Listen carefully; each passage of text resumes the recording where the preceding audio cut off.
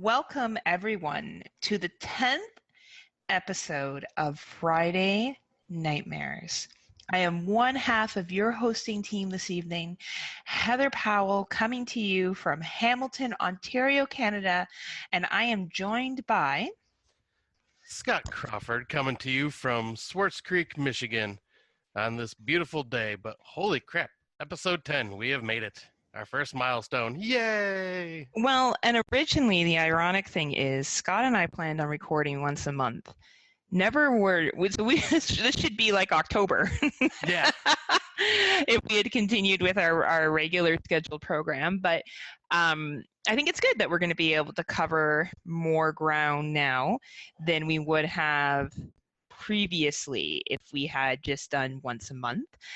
This topic for episode 10 will be survival horror, and we're going to give you a guide to surviving by the Friday Nightmares because Scott and I are for sure avid outdoor people. So you definitely want to get your notebook out and follow all the advice that Scott and I have to give. I'm sure you'll be able to survive any horror situation that you find yourself in the wilderness. I mean, yeah, we are like the survivalists. Like that's totally us. If you follow my Instagram and you see all the Starbucks pictures and the Kate Spade and my pictures of my dog and the food that I order out that I don't even cook for myself, you can see that I am a true survivalist, that shit goes down. I for sure will be able to handle myself. I've always thought about in a horror movie, and this isn't a slasher or anything, but I've always thought in a horror movie, would I survive? I don't know if I would, or I would be that character that you think was going to die and got seriously injured and survived, but I don't know if I'd be the final girl. Like, I think I'd be that fake out final girl, and then I get killed or something, Yeah, I've always thought that too, and like, I already know I'm screwed if it entails me running away from the killer because my bad knee. So I'm the one that's like the wounded animal that gets left behind in the pack just to like fend off the predator. Now Scott just drops down and takes it. He's like, you know what?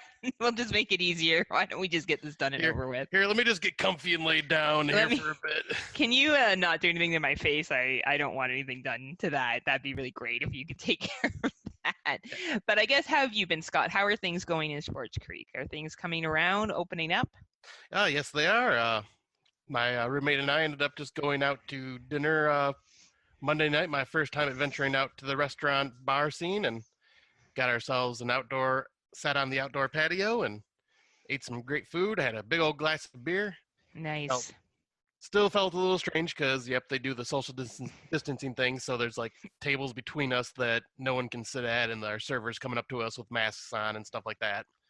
But yeah, it's at least nice to be able to get back out and feel somewhat normal again. Well, and support business, right? Like, yeah. It's really nice for that. Where our bars in this area, so I live in Waterdown, which is a part of Hamilton. It's a small community. I just don't say Waterdown because I feel like no one knows where that is anyway. But we will be opening bars by this Saturday. So Scott and I were pre-gaming before we started recording, and I will be going out both nights and drinking on a patio. And of course, I'll be getting home safely for anyone who's concerned. And of course, an episode doesn't go by without Heather talking about drinking. Yeah, you know what? I'm a good time, Scott. People like it, and also, like, note to the kind compliments that we have got about our podcast, whether people sharing that they're listening to us or just giving us positive feedback on our Facebook, even if it's the way I pronounce pasta, which I love. Thank you, Gary Hill. Gary Hill of Cinema Beef, by the way, and True Drink Minimum commentary as well, if you want to check those out on the Legion Podcast Network. Yeah, it's been really nice that people have had that to say. So I think people like hearing about my drinking and making out and other things that I do. And apparently my sexual adventures. Yeah, well, Scott, maybe you should share more about that. We'll save that for other episodes. We don't want to give up the goods too early here on Friday Night Nightmares. No, not at all. I mean, you got to tease a little bit to lure them in. That's right. Yes, because Scott is so good at that. That's his skill, actually. He was at that bar teasing all the servers and being like, "Hey, nice mask." No, Scott, not that kind of teasing. That's not the kind of teasing that you do. But this bar you were at, or a hotel, it's haunted, isn't it? Like it's kind of horror related. It's a haunted place. Yeah, it was called the Fenton Hotel. It's about 35 minutes from my house, and it was the first time I've ever been there. We were planning on going someplace else, but the wait was over an hour, so we said, screw it, let's try to find someplace else, and found the Fenton Hotel. And yeah, the place apparently is one of the like famous haunted buildings in Michigan, and was built in 1856. Wow, that's really cool. Yeah, and it's really cool architecture, and got like these really cool designs on the inside, like tin like etchings all over the walls, and like it's really old school, and yeah, very very historical in that part of town. That's awesome. I went out too. I had to go to Barrie, Ontario, for my American friends. Is about 2 hours north of where I live, just outside of Toronto. She had to have a medical procedure, and for some random reason, we had to go to this hospital in Barrie. Like, talk about the most random place you could possibly have to go to. Right. And patios are open there. So right at 11:30, her and I were at the patio ordering alcoholic drinks because that's how we roll. And it was really nice. And it's beautiful. There you can see mostly Canadian Shield. So you look out and it's just the trees and the mountains. Well, nice. Hills. We don't have mountains like it's Canada, or at least it's Ontario. Mountains are out in BC.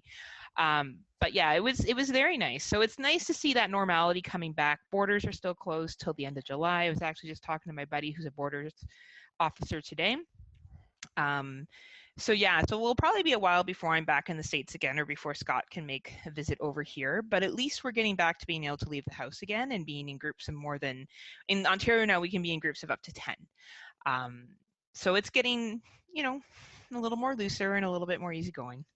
Yeah, and that's always nice to see, because it's been a long time, and I realized because I got like a comment or something on one of my Facebook pictures from when we went to Astronomicon, and it said that this was posted 18 weeks ago. I'm going, holy crap, it's been 18 weeks since we hung out last already. Well, or how the world has changed in 18 weeks. Like let's, insane. Not even from when we hung out. Like, the world isn't even the same. And that's okay. It's okay to grow. It's okay to change. And I'm just happy that servers and other people can back to work. And a couple times this week I brought this up and people laugh at me, but I've wondered what exotic dancers are doing. Yeah. And, I know that it's a funny subject and people would be like, well, but really, what are they doing? Like, I'm sure they're doing cam girling, or I don't know what the gentlemen are doing, but that must be really tough when you work in the entertainment hospitality industry. So hopefully things are going to start to loosen up there too, and everyone can get back to work and everyone can start making an income, because we need people to do that, right? So exactly. And yeah, like the whole stripper thing, the exotic dancers, Scott. But no, like I was wondering about that myself. I'm like, I wonder how they're handling all of this right now. And apparently they're not even allowed to be open yet because they're considered clubs. So the clubs is a different phase in Michigan, so they haven't had a chance to be open yet. Yeah, I think the same in Canada. Like, we're just allowing bars for patios right now until the state of emergency is lifted, hopefully at the end of June, at least in Ontario anyway, which is fair. Like, obviously in exotic dancing, does involve some touching if you are looking to make more money as an exotic dancer. So obviously you would need to take precautions there. But, all joking aside, no matter what anyone's profession is, I hope that people get back to safely getting back to work and making money. It's a very stressful, difficult time for people. So anyway, I guess we should, sorry, go ahead. I'll say, yeah, I was just going to agree with you. I'm like, it is really a stressful time for a lot of people. But luckily, we've been able to watch awesome movies. I was thinking, even with the theaters, because there's talk now about theaters opening in the States. Cineplex, which is our main theater company in Canada, has opened some in Alberta. It'll be interesting to go back into a theater. Like, I'll be the first in line. I was out on that patio. Like, I have no shame and no fear. Anytime something opens, Heather's going to be there. I don't. And that's me. By no stance would I say other people have to do that too, but I want to get back to supporting the theaters, man. Like, I don't want them to go out of business. It does matter to me. I do like the experience. I don't want that to change. So the moment I can put my hot little Heather bum in a seat, the moment I'm going to be there. Like, that's happening. Yeah, because that's what I'm hoping for, because like when the theaters open up here, I don't know like what movies they'll be playing, just because like nothing's new's come out, so I'm wondering like if they're going to bring back some old school films or what. Well, I've heard that they're going to release one that you were really interested in. Saint Maud. I actually did read the article on that. Yes. Forgot about that. I think that's great. I keep hoping and praying that Candyman's going to come out, but I can wait till 2021.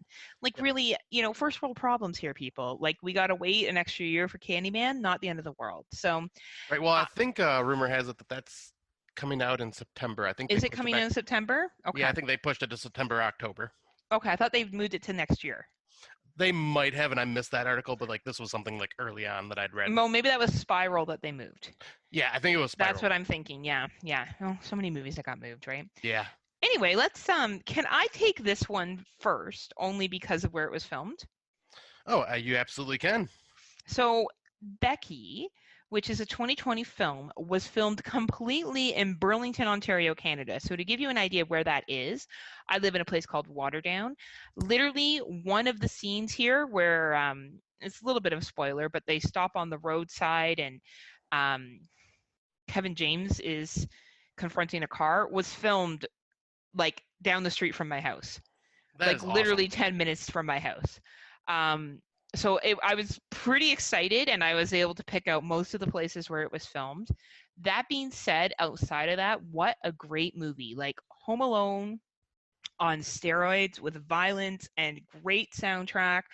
I loved it. I don't know what your thoughts were. Well, I know what your thoughts were, Scott. I'm pretending like I don't know, but I know what you're going to say. Yeah, I absolutely loved this movie. It was such a blast, and I was very curious because once I seen the trailer or seen like any talk about this film about Kevin James being a villain, I was like, I could see this. Like he could probably pull this off. And yeah, he did a great job as just like someone you don't want to mess with. And then Lulu Wilson too. I think Lulu Wilson was the highlight, to be honest with you. I think you could have put anybody, in Kevin James's role, and it would have been fine. Like, I thought Kevin James was fine, don't get me wrong, but I don't think his performance made or broke it. No. I thought as a typical comedy, lighthearted family man, he did a very good job of basically becoming a Nazi, which you learn about within the first 2 minutes of the film. He has a tattoo that indicates that he is a Nazi. Right. But yeah, wow, and the character development in this and how attached you get to people. And this young lady has had quite a career so far. Lulu Wilson has been in a lot of horror films. Really? Well, she's been in the prequel to Ouija, so Ouija's Origins or something like that. I can't remember the title of it. She was in that. She was in Annabelle Creations, I believe, as well.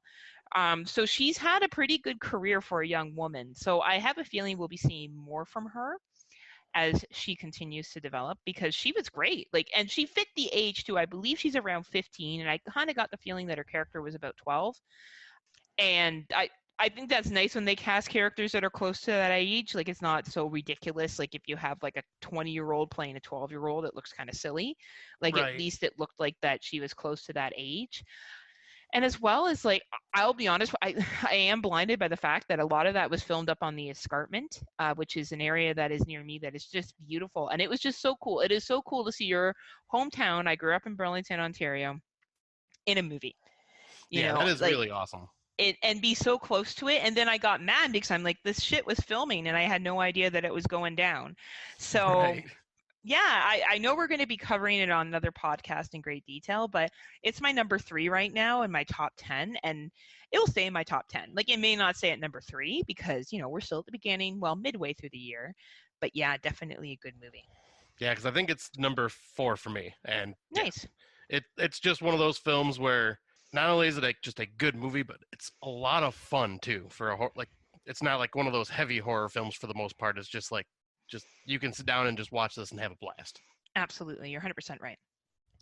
And yeah, the next movie that we're going to talk about, we are going to kind of bring up also in our main topic a bit, but it was on Netflix called The Decline, which was a French Quebec film, right? Yeah, you're right. So it was a Quebec film. It was filmed in very northern Quebec too. This was not a Montreal film. If Will's listening, this was definitely something that was filmed above Quebec City. It was very, very northern with how cold it was. But yes.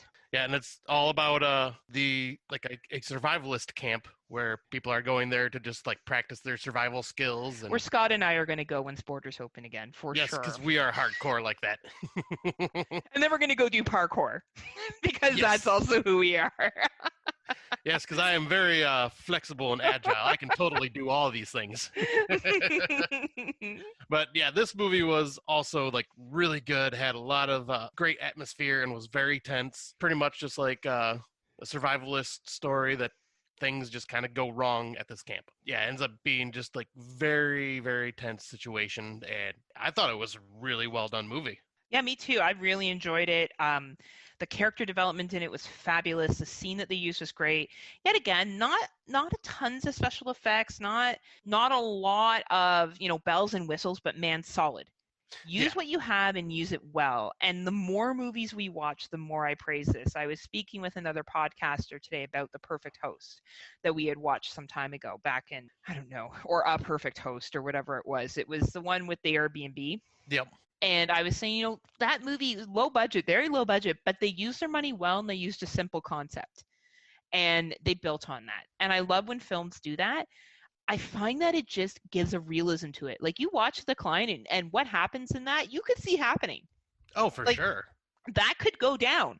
And to me, that is some of the scariest horror, because as much as ghost stories and stuff like that are fun, there's something to be said about something that could actually happen if you were in that situation. And I just think that's really cool, because as we'll get to later, we will be talking about what we would do. Now, mind you, I think I would die in all these situations, except for maybe one or two. I might make it out, but definitely anything that has to do with the cold, I don't think I would survive. So but yeah, no, really good film. I think it's number 14 or so on my list right now.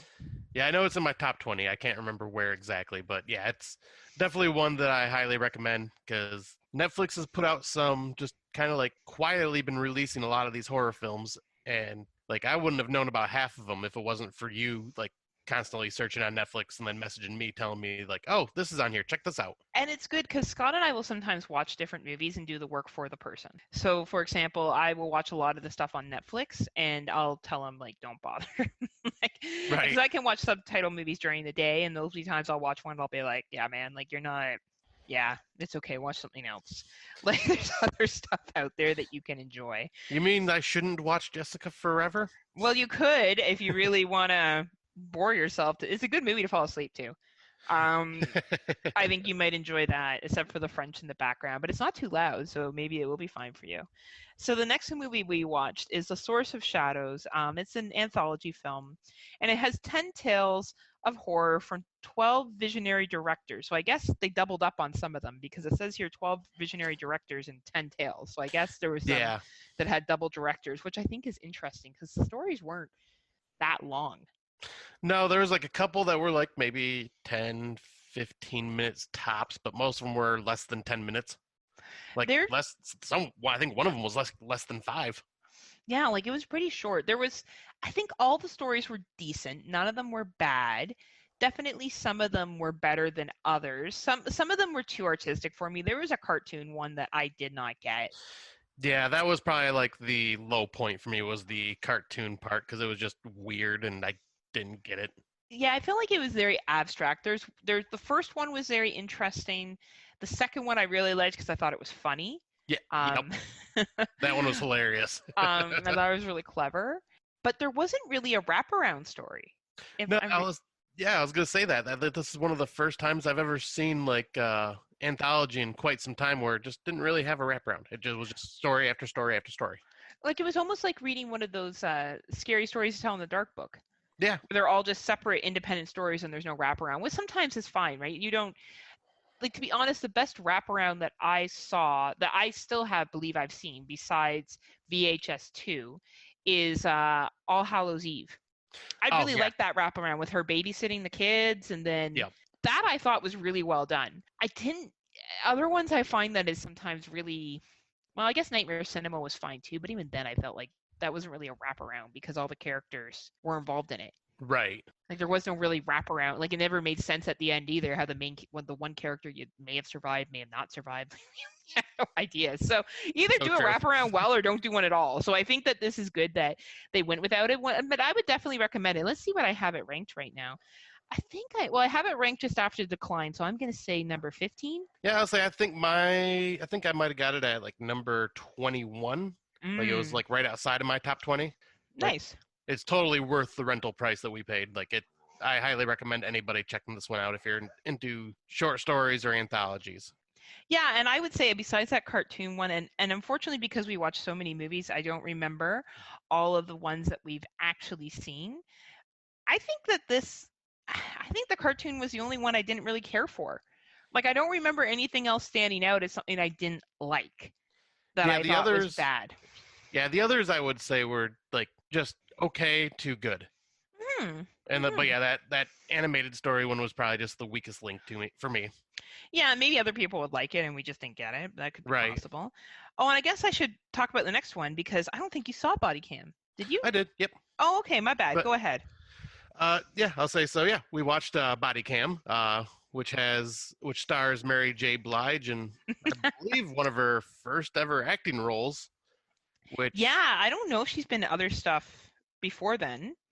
Oh no, she's been in other things. She's been in some other films. Can't Do Bad All by Myself. A lot of African American films. Oh, okay. Yeah. This is pretty much about she is a cop that I think was off the force for a bit for one reason or another and came back. Like there was an incident with a killing of an innocent person and like the body cam was shut off or something like that. And she ends up finding information on it and ends up going in a supernatural route along with the story, which ends up really tying into what is happening now. Yeah, it was a very politically heavy film, and her son's killed. That's what happened. So her son is murdered, and she's away from work. And she's obviously a very well-respected police officer, because when she comes back, there's a lot of celebration, and we're so happy to see you back. And it really does handle police brutality and I would say corruption in the police force very well without over-sensationalizing it. Yeah. You know, I watched a Marky Wahlberg film earlier this year, and it was like literally like he's a Boston cop that comes back to Boston, and there's corruption, and and it was so over the top, sensationalized. And I feel like this was more low key of what it actually looks like. Because the situation that occurs is heartbreaking. Like, it's hard to watch. Oh, it's very hard to watch. I was actually just going to say that. And like the only complaint I had, and it was like a minor complaint really, was the ending that I seen coming like a mile away. Yeah, I agree. Like, if you've seen most like cop dramas, you've seen this pretty much storyline like at the end. Yeah, I agree with you. It was a pretty predictable movie. Like, I have it in my 30s, which yet again, as of today, I've watched 76 movies. So that's Scott. He's like, well, aren't you a show off tonight, huh? So like when you're in the 30s and out of 77 movies, that's not, obviously I'm not, super high on it, but it's not a shitty movie. So I would definitely say you do need to like political films. So if you are somebody who is not, it's politically burnt out right now, and you just can't take another conversation about this right now, I don't think there's anything wrong with that. I think it's okay to be burnt out. It's obviously not okay to pretend that it doesn't happen, but it's okay to be burnt out. So I wouldn't suggest that, like this film for you right now. But if you are, a political person, you enjoy some supernatural stuff, this is a really cool film. Yeah, and I actually just looked it up, and it's my number 30 on my list. Oh, that's pretty good too. So that's awesome. We're both kind of in the same area. Yep, and I've seen, 74, because I'm 2 behind you. No, I'm up to 77 now, so you're 3 behind me. Oh, well, yeah. Look at this. And that's the furthest they made it in their Friday Nightmares episodes. Yep, I can't stand you being ahead of me. I'm done. That's it. I know. It's all these foreign films I watch when Scott can't watch them. It is true. But one film we did watch together. Oh, this one. Oh my gosh. On gosh. Shudder. Oh man, it's called The Confessional. And they tried to make it like a Blair Witch Project, like, well, maybe it really happened. Maybe this is really somebody's like film that they made that they submitted, and mysterious stuff happened with it. So I'll give them credit for creativity. I think there was good intentions with this film.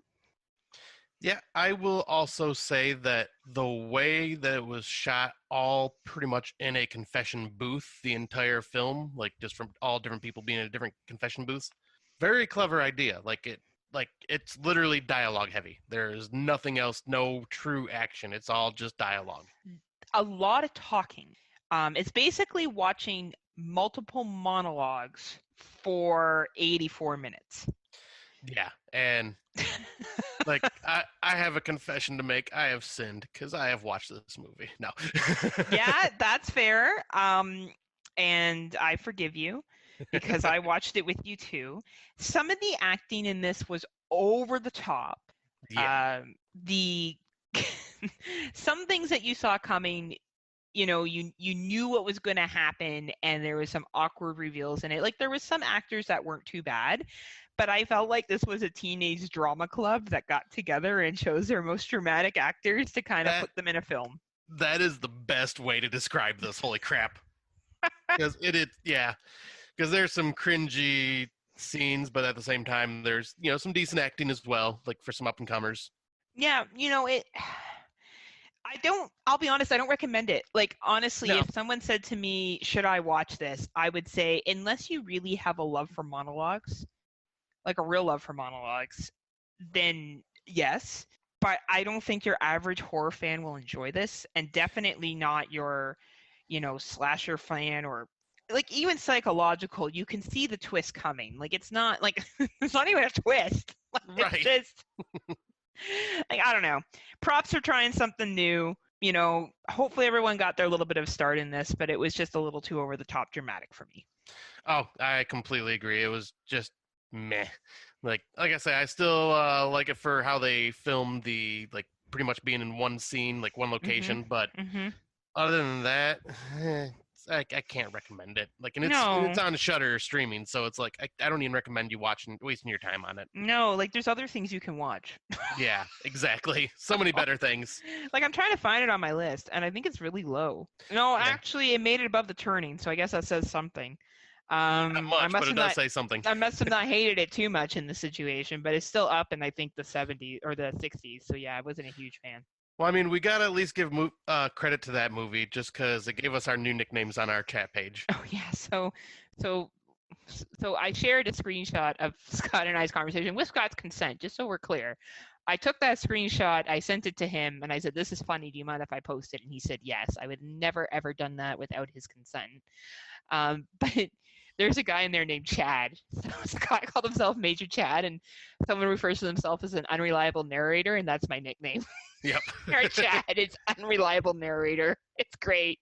Like, there was some lines in it that were funny, and I think that's why it's a little bit higher. If I remember now, there was some funny one-liners, and clever stuff that was said that was very political, but good. Right. But not good enough for me to recommend it to anybody. No. I didn't hate myself for watching it, but it was just it was just there. Yeah, it was just dramatic. But yeah, we can move on to one that was definitely a step up, and that was Extracurricular. Which is about, and I can say this without spoiling it because it's in the synopsis and all that stuff and in the trailer. But it's about a group of high school kids, I believe, or college students that like to hunt and kill people. They do this as a group and try to do different things, like each time they kill somebody, and they try to spread it out, but they decide to do one more because it's coming up on Halloween, and wouldn't it be cool if we did this on Halloween? And yeah, it's just a story about these killer teens, young adults that have a lot of drama between themselves, as well as like trying to plan this out. And like they go like Ocean's 11 style planning with this shit too, which is kind of hilarious.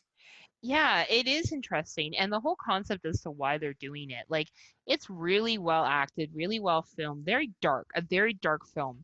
And it will have an ending that will leave you angry. Yeah. So, don't expect a happy ending at the end of this. It's definitely a darker one. And it's not even like one of those like the Faculty or urban legends or I Know What You Did Last Summer where it has like, or Scream even, where it has young people that are killers. Like, this is dark. This is probably more along the lines of Funny Games or Hard Candy, where it's just really, really dark, and you have to go into that knowing that and being prepared for a ride.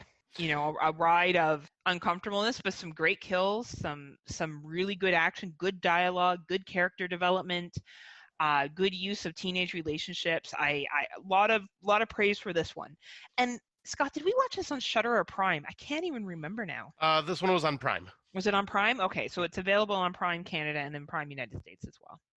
Yeah, and this one, yeah, there is definitely some scenes that are very heavy, and kind of hard to watch, especially towards the end. But I agree with everything you said there with the acting and the performance, the filmmaking. It's all really well done. A lot of people will probably judge this by its cover because its cover does not seem to fit the movie all that well. Yeah. So it's one of those where you just got to ignore the cover and dive into it because this is a really good film for me, and I think this one is in my top 20.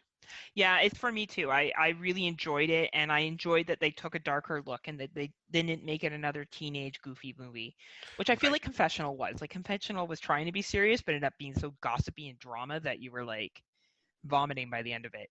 This one was just hard hitting, and 91-minute runtime, which is a perfect runtime for this film. It did not need to be longer. It was actually a film that got it just right. Yep, and it's my number 19. Nice, excellent. I guess it's my turn now, right? So I'm going to talk about The Occupant, which I don't think you've seen. I have not. This is one that I was waiting on your thoughts, and I think I decided against it after I heard you. Yeah, it's definitely a slow burn. It's called Hogar in Spanish, and the gist of it is there's a executive that loses his job, and because of that, he's forced out of his apartment that he lives in. So he lives in a very nice, swanky apartment with his family, and he becomes obsessed with the family that moves in. And you start off at the beginning of the movie feeling very sorry for this guy and feeling empathy for him, to not feeling too much empathy for him as it goes on. So it's very slow. It's 103 minutes long, so it's just almost under 2 hours. And it's a heavy watch. There is no happy ending.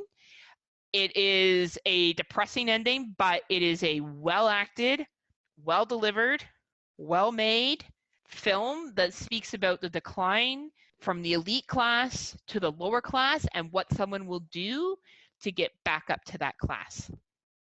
Interesting. So if you really enjoy psychological horror and class stuff, and I'm not talking about the platform, so this isn't something that's gory and something that's going to really could happen in real life. Okay.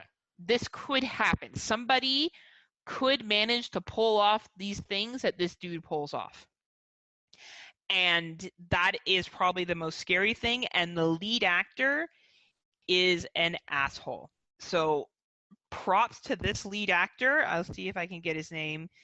I can't even pronounce it, so I'm not going to butcher it. He is really good as a protagonist that turns into an antagonist. Does an excellent job. Interesting. So any of my horror lover friends out there who enjoy slow burns, that enjoy Spanish films, and enjoy social commentary films, this is for you. If none of those things wet your whistle, skip over it. There'll be other things you can watch. Yep, I'll say that's the good thing about this year is there's always a ton of different options. Yeah, absolutely. The next one we can talk about, we watched this last Sunday, and that was a found footage film called Captured. Ugh. I mean, that's pretty much Heather and I's response for the first 2/3 of this film. It was just so blah. For an hour and 20 minutes, I kept checking the time because it felt like, oh, we're almost over. oh no, we're only 20 minutes in. Are you kidding me? Mm-hmm. Like, it was okay, but then when that third act hit, like, that's what raised it up for me. Like, that third act was really awesome. I wish they would have shortened the first part of the movie and extended that third act a bit more, just to give a little bit more and build up the suspense more, because it all kind of just was thrown at you with not a lot of time to develop. But yeah, I thought this one was decent. Like, I'd say it was worth like the $2.99 rental that it was. Yeah, I think we watched it for free though, because it was free on Yeah, Prime. that was the one that was free. I think I would have been mad if I had to pay for this. The more I sit with it, the more I like it less. Really? Yeah. When I say I don't like it, I definitely think the acting was decent. I think the concept was good. And I think the third act is good. But it just dragged so much for me that I have a hard time recommending this movie to people because I don't think it's a great found footage film. No, it definitely isn't. I don't think that it's a great slasher, if that's even what you could call it. I think that it's an interesting concept and a great twist. That if you're very observant, you can see that twist coming. I did not, neither did Scott. Nope. So I think the twist delivery is the best thing I can say about this film. Yeah. But did I think that it was super great for me? No. But if you enjoy found footage, all found footage films, if you're a found footage film fan in general, you might enjoy this. Just not my jam. Yep. And I'm right there with you. Like, it was like a 6.5 out of 10 for me. Like, it was like above average, but it wasn't anything like, oh, I'm going to recommend this to everybody. But it has dropped to a 5 out of 10 for me. Has it really? Yeah. I really just did not enjoy it. But that being said, other people might. And I don't shit on people's choices anyway. Right. You know, if I met someone who was French who was like, oh no, you just didn't get Jessica Forever, I'd be like, okay, maybe you're French and you got it better than I do, and that's fair. But I didn't think it did anything really well except for the twist. Yeah, I'll say that. And that's not enough for me to deserve anything more than a 5. That's fair. Yeah, because I did like some of the characters, and yeah, but like it was just, yeah, it was, like I say, if it was rental for $2.99, I wouldn't have been mad, but anything higher than that, yeah. Scott would be like, "Give me my money. I Where's want my money motherfucking back." refund? It's about right. Sorry. My right to a refund. I'll pull a major Chad. Yeah, pull a major Chad. So then the next one was The Dinner Party, which was like Ready or Not, but not Ready or Not. Like, I don't even know. First of all, it's an uncorked film. So I got to say, for an uncorked film, one of the better films I've ever seen come out of their collection. I completely agree. And I was talking to you about this when we were watching it, and I was like, you know, this is starting to become its own little subgenre, these dinner party themed horror films. Yes, absolutely. And good acting, a good plot, a lot of character development, like 2 hours running time, and most of like 45 minutes of that is character development. Yep. And probably not needed. Some good, decent nudity that even myself as a straight female was like, man, girl, you're looking good. Acting was very decent, but I just found it uninteresting to me. It seemed to follow a trope that I don't really care for. Yep. And that's probably why. But I would say some people would enjoy this. Like, I don't know. I think this reminded me of Would You Rather, only no, I think it just reminded me of Would You Rather, only a slightly different version of it. Yep, without playing the game, Would You Rather, pretty much. Yeah, basically. I don't know. Would you say that's fair? It's pretty close. That's why I was saying like that dinner theme thing, because that one I would throw in the dinner theme subgenre as well, like with Ready or Not. But yeah, because of that subgenre that's in there that you're not a fan of, I freaking loved it. It's my type of movie. It is a bit slow. They could have probably cut like 15 minutes, 20 minutes out of it, but like I really did enjoy the characters and the whole high society rich people acting the way they do, and finding out like what they are doing during this dinner party. It's like, well, this is disturbing. But yeah, I had a blast with this one. Like, it's not like, oh my god, this is amazing, it's in my top 10, but it was like, I think it might be my number 18. Nice. Definitely is nowhere. This is where we're polar opposites. I think this is in the 40s for me. Yeah, I looked at your list and Yeah. it's way lower. Yeah. So, and that's fine. It's yet again, I think for Uncork though, I got to say, like, standing ovation Uncork for, adding this film to your roster, because shit, it's pretty good. Like, it's pretty high quality for Uncork. So, hopefully we see more of that to come. Yeah, I hope so too, because a little peek behind the scenes, we tried to watch another Uncorked film a couple weeks back called Dead by Dawn. We stopped it like so 10 minutes in. And to give you an idea of why we stopped it, okay, so within the opening scene, this girl gets beat up by her boyfriend, and it's just really uncomfortable and poorly acted. And then she goes to a Halloween party dressed as like Red Riding Hood or something like that. Yeah. Some kind of, and she gets picked up by this clown who's in an Uber, and he's talking to her, and at one point he simulates that he's rubbing his penis, and I was just like, I can't do this, Scott. Like, this is just like it was horribly filmed, horrible dialogue. I'm like, I can't sit through an hour and a half of this shit. Like, no. I can't do it. And for those of you who did, rock on. I just wasn't in the mood for it. I'm like, this is just too. I've sat through too many low budget movies that I don't feel the need to sit through this one. No, because we were both just talking and like, oh boy, that dialogue in that beginning with everything, it's just like, oh, this is painful to watch. All right, we can just stop Well, this. and even him like simulating he was getting aroused from the conversation. The conversation wasn't even like, it was just creepy, and it wasn't even creepy in a way that was like, ooh, that's creepy. It was like, yet again, it looked like it was going to turn into a porn parody at any moment, and that's fine. If I want to go do that, I'll just watch Pornhub. Like, right. I don't need to, or any other site. Like, I don't need to watch an Uncorked film for that. So, just avoid that one. Just good job Uncorked with Dinner Party. It was a much better film. Oh, it absolutely was. Yeah, that one is definitely one I will rewatch, like, at some point maybe, if I ever do rewatches again. But yeah, the next one is one that I watched, and it was on The Last Drive-In with Joe Bob, or Joe Bob Briggs, and it was they were releasing it 2 weeks or a week ahead of schedule before it was supposed to hit on demand, so it was like kind of like a sneak peek at the film. But that is the horror anthology Scare Package, which I believe we talked about on our second or third episode, like in our trailer section. Yeah, probably. I don't remember. We probably did. I just don't remember.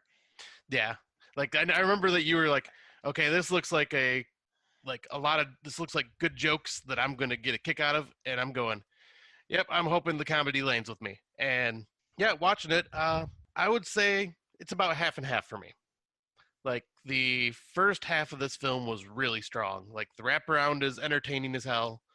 The second story is just fucking hilarious. I was just in tears laughing because it was so stupid and over the top. And like, the third one was funny, but a little less. And then after that, it just got progressively worse with each story. And pretty much each episode or each story deals with a trope from horror. And that's like their focus. Oh, okay. So they use different tropes, and that's what they build their stories on. Okay. Yeah. A couple of them, I don't know what the tropes were that they were well, aiming that's a bad at. sign. Yeah. But a couple of them, I'm just like especially that, I think it was that second story. Oh my God, I was in tears laughing. Granted, I also took an edible that day, so I was, it helped me. That helps, right? Oh, it was, that one right there was totally worth watching the movie for, just that, like, small story. It was hilarious. But yeah, all in all, I'd say my taste in humor is very weird and odd, like, and wrong apparently, that compared to Heather's. Yeah, right. But it's hard to really pinpoint what I would like and what I won't like when it comes to comedy. Like, oh my God, impossible. Yeah, even I can't. Okay, this is the same dude that likes a musical. That is probably like the weirdest movie I've ever sat through. But then enjoyed Little Monsters and didn't think it was hilarious. I don't understand how we can watch these movies and his comedy taste. I have no idea what he will find funny. I don't even guess anymore. I say, if I watch this horror comedy, I found it funny, I don't know if you'll like it. He'll be like, do you think I'll like it? And I'm like, I got no fucking clue, dude. Yeah, it's going to depend what mood you're in that day. Like, what you had for breakfast, where the sun is in the sky. Yeah, say all the stars got to align. Like, I have no idea what you'll find fun, because my sense of humor is pretty consistent. Yeah, like I think I know yours pretty well. Yeah, and I laugh at everything. Like, it doesn't take much to make me laugh, to be honest. As most people know listening to, I laugh at my own jokes too all the time. Right. Like I'm doing right now, but anyway. And I think one thing with me is I watch a lot of these by myself, so like I watch them by myself too, and I still laugh. Yeah, but you crack yourself up, so it's a bit different. I don't crack myself up. That's true. That's true. Mickey, poor Mickey. Like sometimes I laugh so loud, and he does look at me like, "What are you doing?" Mickey's my dog, by the way, in case people are wondering who Mickey is. I have a rescue dog that's 5 years old named Mick Mac. I also call him Mickey. Anyway, but yeah, I have no idea what you find funny. I don't even know how we got on this tangent, but I have no idea what Scott finds funny. It's because of Scare Package and just I haven't seen Scare Package either, so I have no idea. Probably I'll watch it and find it funny. Yeah, I was gonna say, like, knowing what I know, you'll probably enjoy this more than I did. And he'll be like, "Oh, it was really crappy," and I'll be like, "Oh man, it was great." He'll be like, "No, it wasn't funny at all." Hey, I did say the first half was pretty good. I need to go watch Cannibal the Musical again because that's the only thing I find funny. And Gremlins. Gremlins 2, funny. Gremlins 1, a little more tired. All right, Gremlins 2. That's right. And then I guess, the next one is one that I seen today. And it's called The Bone Box, and it's on Shudder. Meh. Meh. That's actually new writing on the show. Meh. It's just, yeah. It was generic ghost story. Had a cool idea because it was about a dude that's struggling for cash and ends up getting himself in trouble with a loan shark, and he needs to make money, so he starts robbing graves. And then the items that he takes from these graves, the ghosts are haunting him. That sounds funny. I was like, it's kind of a cool concept, but it was an hour and 35 minutes, and I was bored the whole time and just didn't care. Like, it was shot really well, acted really well, but the story just was not there for me. Aww. So if you're a big haunted house ghost fan type person, I recommend it, but this definitely was not my film for sure. Well, Scott, I just want to give you an update. I'm up to 78 movies, actually. Oh, look at you. Just in case you were wondering. I think I lied. I think I might be at 76. No, you're not. No. I actually have no idea what Scott's number. Okay, 75. Okay, so you're 3 behind. Okay, good. Whew, okay, good. Gotta keep those numbers up. I know, right? No matter what crap I have to watch.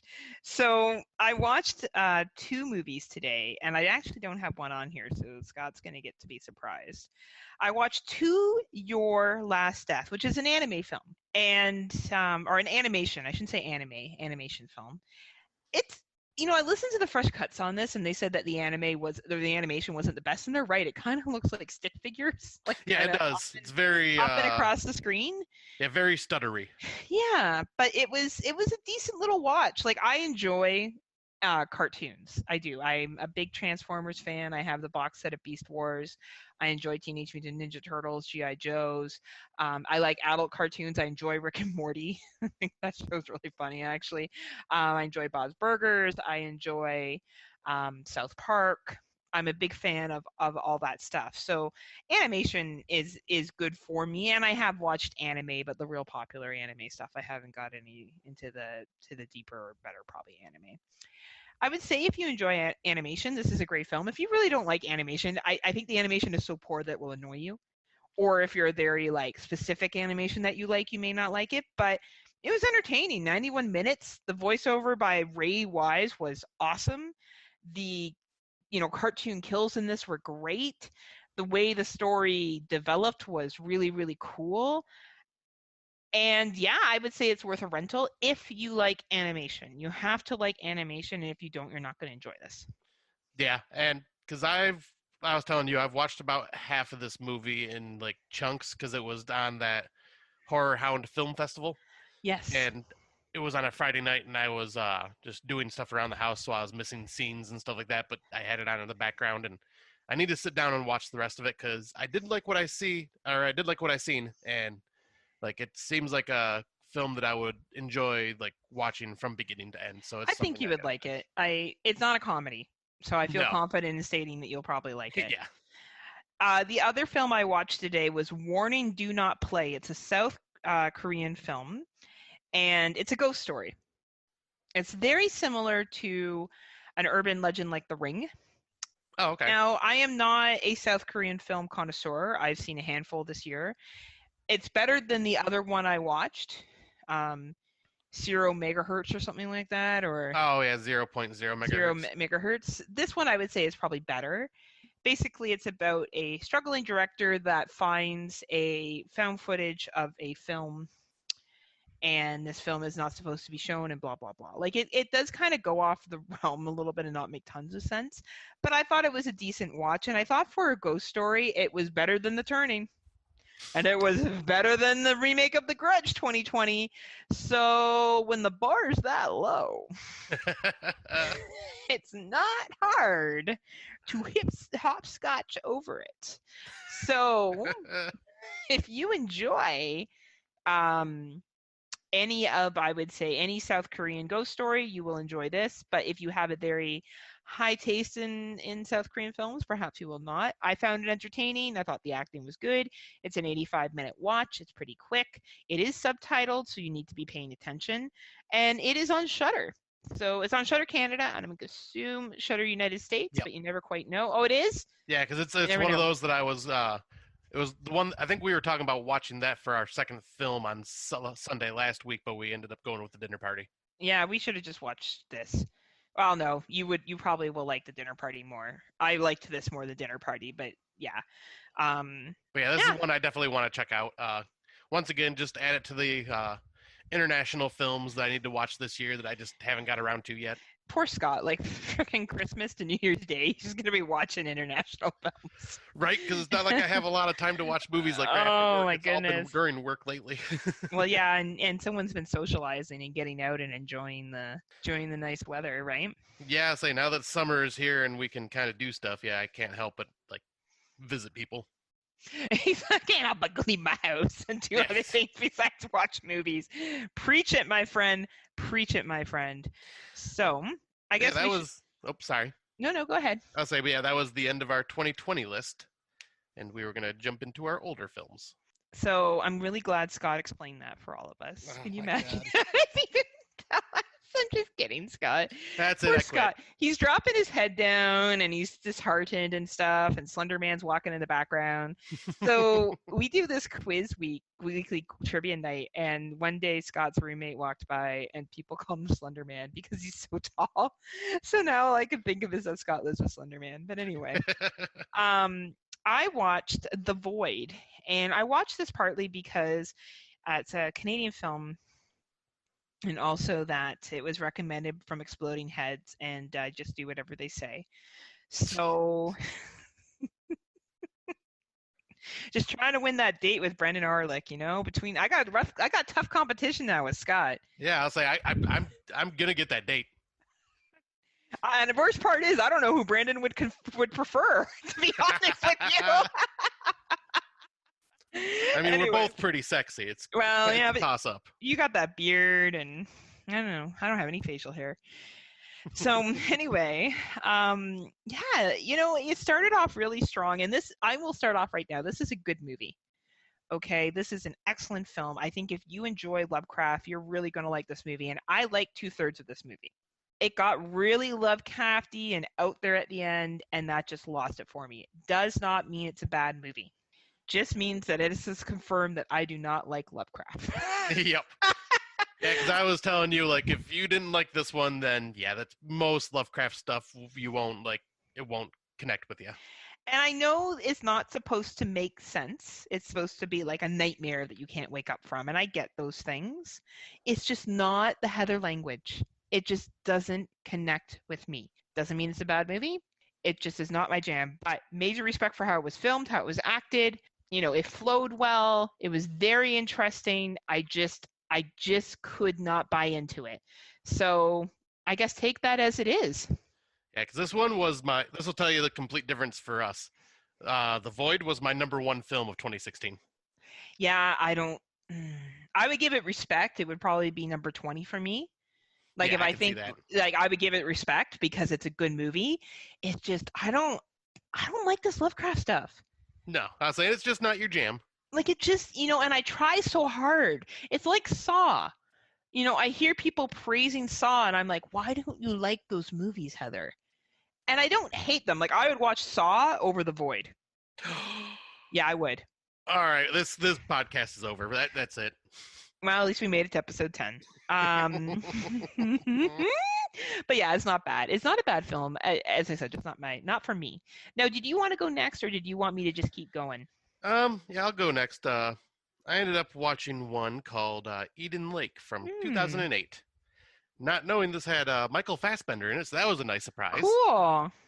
But yeah, it's about a couple that go away on vacation to this remote beach on a lake, and while they're out there relaxing, there's these punk teenagers that show up and are just being obnoxious and rude and staring at his wife while she's in her bikini, and their dog is like unruly and running over and barking in their faces and taking a shit like right next to them and stuff. Yeah, it sounds like. And then he goes and has a talk with them, and they make fun of him, and they eventually just leave. And then I think they go into town for something, and he sees their bikes, and he's still pissed off with the way they acted towards him. So he like starts messing with them, and then it just goes back and forth between these like the gang of kids and these two. And well, eventually the gang of kids just start doing some very mean stuff, and it just ends up being like a vicious hunt through the woods. That sounds scary. Yeah, like you don't want to mess with these kids. They were like probably like late teenagers, but they almost acted like they were in a gang. They're in a Northern Ontario gang. That's what happens when you go to Northern Ontario. Yeah. Better be careful when I'm up in there in Wasaga Beach in a couple of weeks. I don't want to be messing with no gangs. Yeah, this one I thought was all around well acted. Some very uncomfortable scenes because of the violence. Yeah. And yeah, this was a really good, tense film. Like, I highly recommend this one. Awesome. Yeah, it sounds cool. I've seen it, I think a couple of times on Netflix or Prime or somewhere, one of the streaming services, and I just haven't got around to watching it, so I'm glad to hear that it's decent. Yeah, I think you would really like it. Yeah, it doesn't sound Lovecraft, so I probably would. Exactly. Another one that I watched was a 2018 film called #FollowMe, which yet again talks about the evils of social media. Basically, it follows 3 YouTube stars on a trip, and of course they end up getting stalked. And, for a found footage film, this was actually really good. Like, I really enjoyed how they did this found footage film. It's a British film. And it was really, really enjoyable. I don't want to give too much away, but you almost feel like you're watching somebody's vacation. Oh, really? Like they did such a good job, and the actors did such a good job of being candid and in the moment and kind of just going with the flow that I really felt like I was just watching somebody's vacation. And that's really cool because of what happens in it. The 3 young ladies in it are very pretty. There's also some good-looking gentlemen that show up in it as well. And it gets dark, and when it gets dark, it gets very dark. And they also try to do this thing where maybe it's real, maybe it really happened, which I always find a little like overdone and stupid now. Like, it was cool when the Blair Witch did it in 1999. It's not so cool in 2020.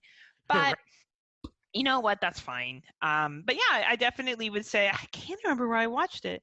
I want to say Prime, but I don't really fully remember. I think it must have been Prime. Because it doesn't seem like it was on Shudder. So yeah, I would recommend checking it out.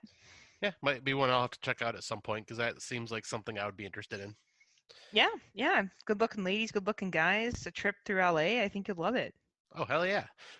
That's all I need. That's all Scott wants. Just no comedies. Yeah, no comedies. Nope. Oh. Nope. I'm all serious. That's right. He is. But yeah, the next movie I watched was from 1997, and one of those films that I've always heard of, knew a lot about, and just never watched, and that was Cube. Sorry. What was that all about? Well, it's just kind of a classic horror film. Well, that's why we're doing these first-time watches, fill in these gaps. Remember when you told me I haven't watched a lot of classic horror films? Yes. Okay, I just wanted to make sure. Yep. And I put my foot in my mouth. But what did you think of Cube? Because my girlfriend fell asleep when we watched this movie. She passed out. Oh, did she really? Yeah, she really did. She didn't like it. I thought it was great. I thought it was cool, but she did not dig it. Yeah, I thought this was a really cool film. It reminded me of pretty much like every room being a Saw trap, one way or another. It's kind of like the inspiration for Saw. Oh yeah, I can guarantee it was inspired by, or Saw was inspired by it. I do like the character development between some of these characters, especially the guy that I thought was like the gentleman hero type who ends up becoming like this freaking asshole bad guy by the end. Oh my god, I did not expect that at all. It's great character development, right? Like to change a character's, motive and process. I think that's really smart. Yeah, like they did a really good job with this, and like very interesting story. Very cool kills. Definitely Resident Evil, the movie, copied the laser slicing scene from Cube. Oh, definitely. Yep. And I'm going to be for surely checking out Part 2 and Cube Zero like at some point. I haven't seen those, so you'll have to let me know. Oh, I definitely will. But yeah, I recommend this if you haven't seen it before, but most people have, and I'm just behind. That's okay. I might skip over one that I was going to talk about and talk about something else instead, and I think I will. I have a feeling I know what that is. Yeah, so I'm going to jump right to Girls with Balls because I got totally razzed about this on our Facebook page and I added it. So it is a Netflix film, just so we're clear. It is no other film to my friends who teased me about this. It came out in 1999 and it's a horror comedy. And oh my God, I laughed so hard throughout this movie. It's basically based on a volleyball team that gets stranded in the woods and they get hunted. It's like The Hunt, only just completely craziness. And they have this coach and oh man, there's some lines in it that are like, there was a line that was so funny that I rewound it so I could watch it multiple times because I thought it was just the funniest thing ever, which means Scots will hate it. I think that is stupid and be like, this movie's so dumb. And meanwhile, I was like slapping my leg, laughing out loud. I thought it was just so funny. It's going to definitely be a movie that if I'm like really sad, I'm going to go watch Girls with Balls because it's just so hilarious. And it came out in 1999. If you enjoy slapstick humor with some really funny jokes that connect to other horror movies and just a lot of ridiculous blood and guts, it's the movie for you. If you don't like slapstick humor, you don't like silly comedy, or your name is Scott Crawford, it's probably not the movie for you. Well, I already told you I'm planning on watching this because I am very... Oh, no. You're going to tell me how bad it is. Well, if I say it's bad, it'll be probably because I just didn't find it funny myself, and that's nothing wrong with that. It's like how nothing's wrong with The Void. Yeah, exactly. There's just something wrong with me. Exactly. Oh, there's so much wrong with me. But anyway. That's why we work good as a team. That's why we're broken and we bring each other together as broken pieces. Exactly. And we feed off of each other. That's right. We feed off of each other's brokenness. My dog just stared at me right now and judged me like, yeah, it's probably true. Mine's doing the same right now, too. Mm-hmm. Yeah, another one I will talk about is another one being the horror movie fan that I am ashamed to admit I had not seen, and that is Dario Argento's 1985 Phenomenon. Oh, I haven't seen it either. Yeah, this was definitely a different style for an Argento film because Argento's really known for his giallos and stuff like that. And this one stars a very young Jennifer Connelly. Oh, wow. I didn't know she was in that. Cool. Yeah, she's the main character. And Donald Pleasance is also in it. Oh, nice. And like basically it's about Jennifer Connelly going to this like all-girls school, and she has this affinity for like controlling insects. And there's like this weird killer that's out there that's like just killing people that are out late at night, and like she ends up like somehow telekinetically connecting with him and seeing these kills like in her dreams and stuff like that, and he sees her like even though she's sleeping, but he sees her like there on the kill scene. Oh, wow. And so like it's just like the killer's trying to stalk her and she's trying to like figure out who it is and everything. It's so freaking bizarre. It's very Italian. Very Italian. Yes, very nice. And Argento's love for stabbing women with glass in the neck, like, and throwing them through like broken windows and stuff. I don't know why, but he loves doing that in a lot of his films. And this one, there's a scene like that too, where a woman gets decapitated by a broken shard of glass window. Well, you know what? If it works, it works. Yeah, I'll say like it's a formula that apparently worked at that time. But yeah, this is a very interesting movie. I enjoyed it. Wouldn't say it's one of my favorites, but I'm glad I at least checked it out. And this one was on Shudder, and it's very bizarre. Awesome. Like I can't stress how bizarre this film is. You're like, bizarre. Keyword here, bizarre. Very, very bizarre. How bizarre, how bizarre. Like that horrible 90s song, you know what I'm talking about? Dun, dun, dun, dun, dun, Ooh, dun. baby, you're making me crazy.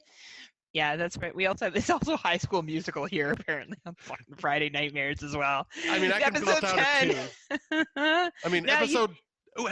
We could make this a musical for episode 10. We can just start singing everything. Yeah, can you imagine? I would dig that, but I can't sing. At least you have a voice. We'd have no listeners by the end of it. So it's true for me, especially. No, you can sing. That's more me. That's the problem. So, Little Monsters, 2019, which Mr. Scott Crawford doesn't like because he's a monster. I don't understand how he. All the gloves are coming off now. I get why Exploding Heads and 22 Shots have all been working together for years, and they like yell at each other because they just get so frustrated with each other's days. We're only at episode 10, and Scott and I are like, you know what? You're wrong. But Little Monsters is balls to the wall hilarious. It basically is based upon a school teacher and this shitty uncle who takes the kids to this petting zoo, for lack of better words, and they get attacked by zombies, and OMG, it is one of the funniest movies I've ever sat through. Like the kids, I don't know how they did the casting call, but I just picture it being bring the cutest child that you can possibly find to this audition, and they just hired the cutest kids ever that you just want to like hug and that are just like melt my heart. Like these children might as well just reached into my chest and pulled out my beating heart because they had it. Oh. And I will tell you right now, I was so invested in what happened to these kids, and I'm like, I really hope this is a comedy because I cannot handle otherwise. And great movie, so much fun. Unless you're Scott Crawford and you have no soul or heart, I really recommend watching Little Monsters, and I think you will find it at least a little comical, and don't take it too seriously. I think anyone that walks into this movie that thinks it's going to be a serious film or like they're really looking for a hardcore zombie film, you're going to be disappointed. But if you're looking for something that just has some cute kids, some little funny lines, and kind of like a little bit of a romantic comedy with some horror sprinkled in it, it's great. Yeah, I will say there are some really funny scenes in this. Like, I didn't think the whole movie was funny, but there is stuff like almost everything with Josh Gad's character. Like, I laughed my ass off. Is that because you felt like you were him? No, I think it was just because I feel like you're him. That I would be that much of an asshole to the kids? To this movie, you are. Yeah, to this movie, I'm an asshole, maybe, but no, like I think it's with him. I didn't expect him to go that route because I'm used to him from as Olaf from Frozen, and then just to see him in this film, just like swearing up a storm and like throwing kids out of the way and like just being a complete dick. Just like I was in tears by just like the complete character shift that I thought of him from. It's like how Scott would handle it. He'd be sacrificing the children. He'd be like, "Take them." No, I would not. I know I'm making Scott sound like he's a monster. He's actually not a monster, just so we're clear. Like, I don't want anyone thinking that Scott's going to go sacrifice kids. He just doesn't have good taste in movies. Just kidding, Scott. Wow, you're just pushing us to break up tonight, aren't you? I know. The end of the show. And you know what? There was a lot of Taylor Swift in that movie, so he'll be singing soon. We are never, ever getting back together. You go talk to you. Anyway, I won't sing anymore. It's painful for everyone listening. Amazing. But I did think it was funny, but I do think it's a little romantic comedy-ish, and I think that's where they kind of went wrong with the horror piece of it. Because I think if you do walk into this film, all teasing aside, if Scott was expecting like a true horror comedy like Shaun of the Dead, which has some romance in it, but it's not really the focus of it, you're going to be disappointed. Like, it's not like that. It is really kind of a romantic comedy with like some zombies, and I dug it. I thought it was super cute. And now, honestly, those children, my goodness, too cute. And it almost make me wish I had kids, but I want those kids. I'll say, because that is the part that actually surprised me that you liked it so much, was because I know you're not a big fan of romantic comedies. I'm not, but those kids, man. I used to be a camp counselor, and I did want children. Unfortunately, it just wasn't in the plans for me. But oh man, kids are awesome. Like, they're so funny, especially these kids, and how cute they are, and the games that she plays with them. 1, 2, 3, eyes on me. Like, I've done that before with kids, and like, you're trying to make the situation okay, and oh my gosh, I totally. That is also going to be a movie that if I'm sad one day, Girls with Balls, Little Monsters. That's going to be my remedy. Yeah, but I was saying those are like they're good. Like, well, at least I know Little Monsters is, even though it's a horror comedy, it's lighthearted. So that, yeah, I would say Girls with Balls is pretty lighthearted too. Like, you can't take that one seriously. It's a little more mature theme, you know, but it's definitely not. It's not a serious film. Like, I think if you took it seriously, then you're not going to enjoy it. Right. But I don't know how anyone could. It's not a serious movie. I mean, especially with that title. Yeah, right. Like, it sounds like something you find on Pornhub, so. Right, exactly. I mean, I'm watching that right now. No. Nice. Well, you've been pretty calm for that, let me tell you. Good poker face. Yeah, I'll say it's that tantric that I've been working on. Oh, shit. Wow, it's impressive. Good job. See, look at you. Now you give on me for drinking. You're talking about sexual experiences. My God. Gary predicted it. Thank you, Gary Hill. You know the way. By episode you know what's 14. Happening. Who knows what's going to be happening? And I just have one more movie that I can talk about on this list, and that is Lovely Molly from 2012. I found this one on Shudder, and this one actually, it's kind of funny because I watched it, and then like shortly after I'd watched it, I think it was like episode 106 of Exploding Heads came out, and they covered Lovely Molly. 107. Was it 107? Yeah, I'm a true fan. You are. I lose track of the numbers. I'm going to get that date with Mr. Olenek. Oh, we'll see. Orlick. You don't have that beard. I know. It's going to be hard work. But no. Fuck. Yeah, this is pretty much like a horror film that very, very heavy horror film. Yeah, I heard their review and it sounded really heavy. Yeah, because it's pretty much just about drug addiction and what happened, like abuse and drug addiction. But it is a well-made film. I hate using the word really enjoyed it, but as a movie. Well, yeah, it's okay to use that term. But yeah, the main actress in this, I don't know her name, but she did such a phenomenal job. And like, man, this one I'm just watching it and just like it was almost too much for me. And, really? Yeah. But I've also had family members that don't. Yeah, you've experienced it firsthand, so I think that's also hard for you as well. True, you're right. Yeah, so it definitely hit home with me. But yeah, this is very tough watch, but also like a really well done movie that a lot of people I recommend checking out. It's very graphic though, so be warned about that. Yeah, I think that's good that you're putting that out there. And Scott, I forgot about your personal connection to that. And yeah, kudos to you for watching that, because that's a hard thing to sit through. Yeah, I had no idea what I was watching. You didn't listen to their review first? Well, I watched this before their episode even came out. Oh, okay. And I just seen it on Shudder, and I was like, well, this is one I haven't seen. Click. Didn't look at the synopsis or anything like that. Yep. And wow. I was expecting just to kind of chillax that night, and well, got hit hard. Well, I'm sorry. I'm glad that you got through it, but you do recommend it, so that's good. Yeah, I'll say I definitely don't regret watching it. That's for sure. It's definitely a good movie. Excellent. So there's two movies that I watched. One was from 1976, Alice, Sweet Alice. Oh yes.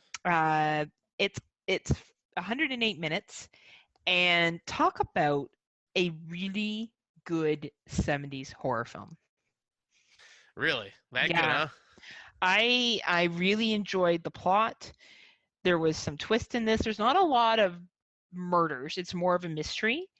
man, is it good. So for those, I have always heard about Alice, Sweet Alice, and I think the raincoat and the mask are pretty well known in the horror community anyway. I don't know how well it's known pop culture. For sure, yeah. But it is definitely an awesome film. And it says, the tagline is, if you survive this night, nothing will scare you again. And I think for 1976, the fact that they use children, because we got to remember, children in horror, we've really exploited that. Oh, yeah. With children dying in horror. We look at the Pet Sematary, original and remake. We look at The Good Son. We look at Heredity. We have done we have The Omen, Insidious, Sinister. We've had, experiences where kids have died in horror films, like in modern day Poltergeist. Like lots of films where kids get hurt or whatever, and something happens to them, or they pass away in it, or they're evil or whatnot. And I think that Alice, Sweet Alice was ahead of its time doing that. So I think if we go back to 1976 and we were to watch this movie, we'd have a very, very different experience. But I definitely recommend it if you are a horror fan. It's like how I feel about the Blair Witch Projects. There's certain movies in our field that you just need to watch. Yeah. If you're going to say that you're a hardcore horror fan, there's certain things that are on that watch list, and I think Alice, Sweet Alice is on there. Yeah, and this is one of those that I've missed throughout the years, so I am going to be watching this one as well. I recommend that you watch it by the end of this year. I think that it's it'll probably be by the end of this week. Oh, nice. Excellent. By the time we get to our next episode. By the end of tonight. Actually, he's going to watch it while we record. I'm watching it right now. How did you know? He switched from Girls with Balls, and now he's watching Alice, Sweet Alice. And then the second one I watched was April Fool's Day. Oh, this movie. Yeah, and I remember the box cover of this when I was a young Heather, going to the video store and sneaking off into the horror section, and my parents yelling at me to come back, and me trying to hide between the shelves so they couldn't see me. And always thinking it was really cool because of her braid being in a noose. Mm-hmm. Right? And so iconic of a cover. Yeah, I just thought it was a really smart cover. I wonder, Dave C., does it pass the cover art test? Add your response in Friday Nightmares. Yes. So I loved it. I can see why this got a lot of hate at the time. Yeah, especially for that ending. Yeah, but it's clever. Yeah. You watch that, I feel like this was a concept that if it was released now, especially since we've had Cabin in the Woods and other things like that, people would love it. Well, they tried a remake with it. Guys, say probably about 10 years ago. Scout Taylor Compton was the main girl. Oh, God. And yeah, it was not good. Not good. I just mean if they had taken this cast, because Amy Steele's in it. Yeah. And I think if they had just released that concept now and had better actors, it would have been not from the 1986 one, from whatever remake that they tried to do. I think it would have been very good, but at the same time, this was playing into the slashers of the 80s. It just seemed like it came out at the perfect time as well in that sense. I don't know. It could have been perfect in the 80s if people just knew what they were walking into, and I think it's perfect for 2020. I loved it. I thought it was great. I would rewatch it. I thought it was fun. I love the ending. I know I'm giving spoilers here, but this is a 1986 movie. I'm assuming you've seen April Fools, or at least heard about it, or because I heard all about the drama of it prior to watching it. Right. Yeah, and I love this movie. It's it's up there in my probably top 15 slashers. Yeah, it's great. I really enjoy this movie. I just love the characters. The characters alone save it for me. Or not save it, but carry the film even more. And even though it's not technically a real slasher, right. It's still really fun. It's still a really good movie. So anyway, I recommend checking it out. I was glad that I went old school and checked out those bad boys. So yeah, I'm happy to hear you enjoyed that one. I didn't even know you watched that one, so that's a nice surprise. I know. I just got to keep you on your toes. I got to make sure I keep this relationship fresh, Scott. And I think you do that pretty well. You're no problem here, Heather. We're good. We're good. Stop laughing at your own jokes. Nah, everyone loves you laughing at your own jokes. You got to keep that. We'll see. Well, yeah, I guess I am kind of funny. It's true. You know what? You talked me into it. You talked me into it, Scott. So our next section since I'm the host, is going to be horror podcasts that we've been listening to. And I'm going to tell you about mine, Scott, and you and I are both going to feel like bad friends. Uh-oh. Yeah. So I follow The Padded Room on Podcast Addict. And there was a podcast on there that I was very interested in, and it was Dead Picks on Netflix. And I was like, oh, and it's these short little podcast windows, so it's usually about 30 minutes, and they talk about movies that they've seen on Netflix.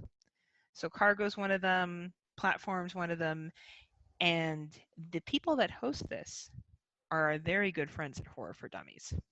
It is done by Tim Davis and Daniel Luffy. Wait, what? Yes. Huh? We are bad friends. All right, I need to have a chat with my my lover from Australia about this, because how did he not tell me about this? I don't know, and we have a group chat and everything too, and we're recording with them this weekend. Yeah, what? Well, I guess it's just gonna be 2 dates and that's it now, Tim. I'm sorry. Yeah, like, but you know what? You have enough dates coming up. Between you and, like, I don't know, Scott's getting Brandon and got Tim and got so many. Well, Brandon hasn't said yes yet, so let's not he get said too... yes. He said yes. Remember, consent, Scott. Consent.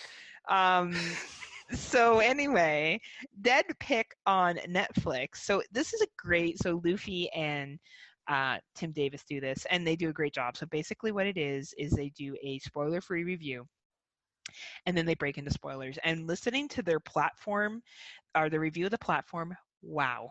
Like, I listen to their regular show all the time, and they go deep with their movie reviews, but this one, because they're so hyper-focused on the one movie, they kind of tie in the alternate meanings of it. So when they get to the spoiler section, they talk about different theories. So they talk about different theories behind the platform, and it's just a really nice, simple, and sweet podcast.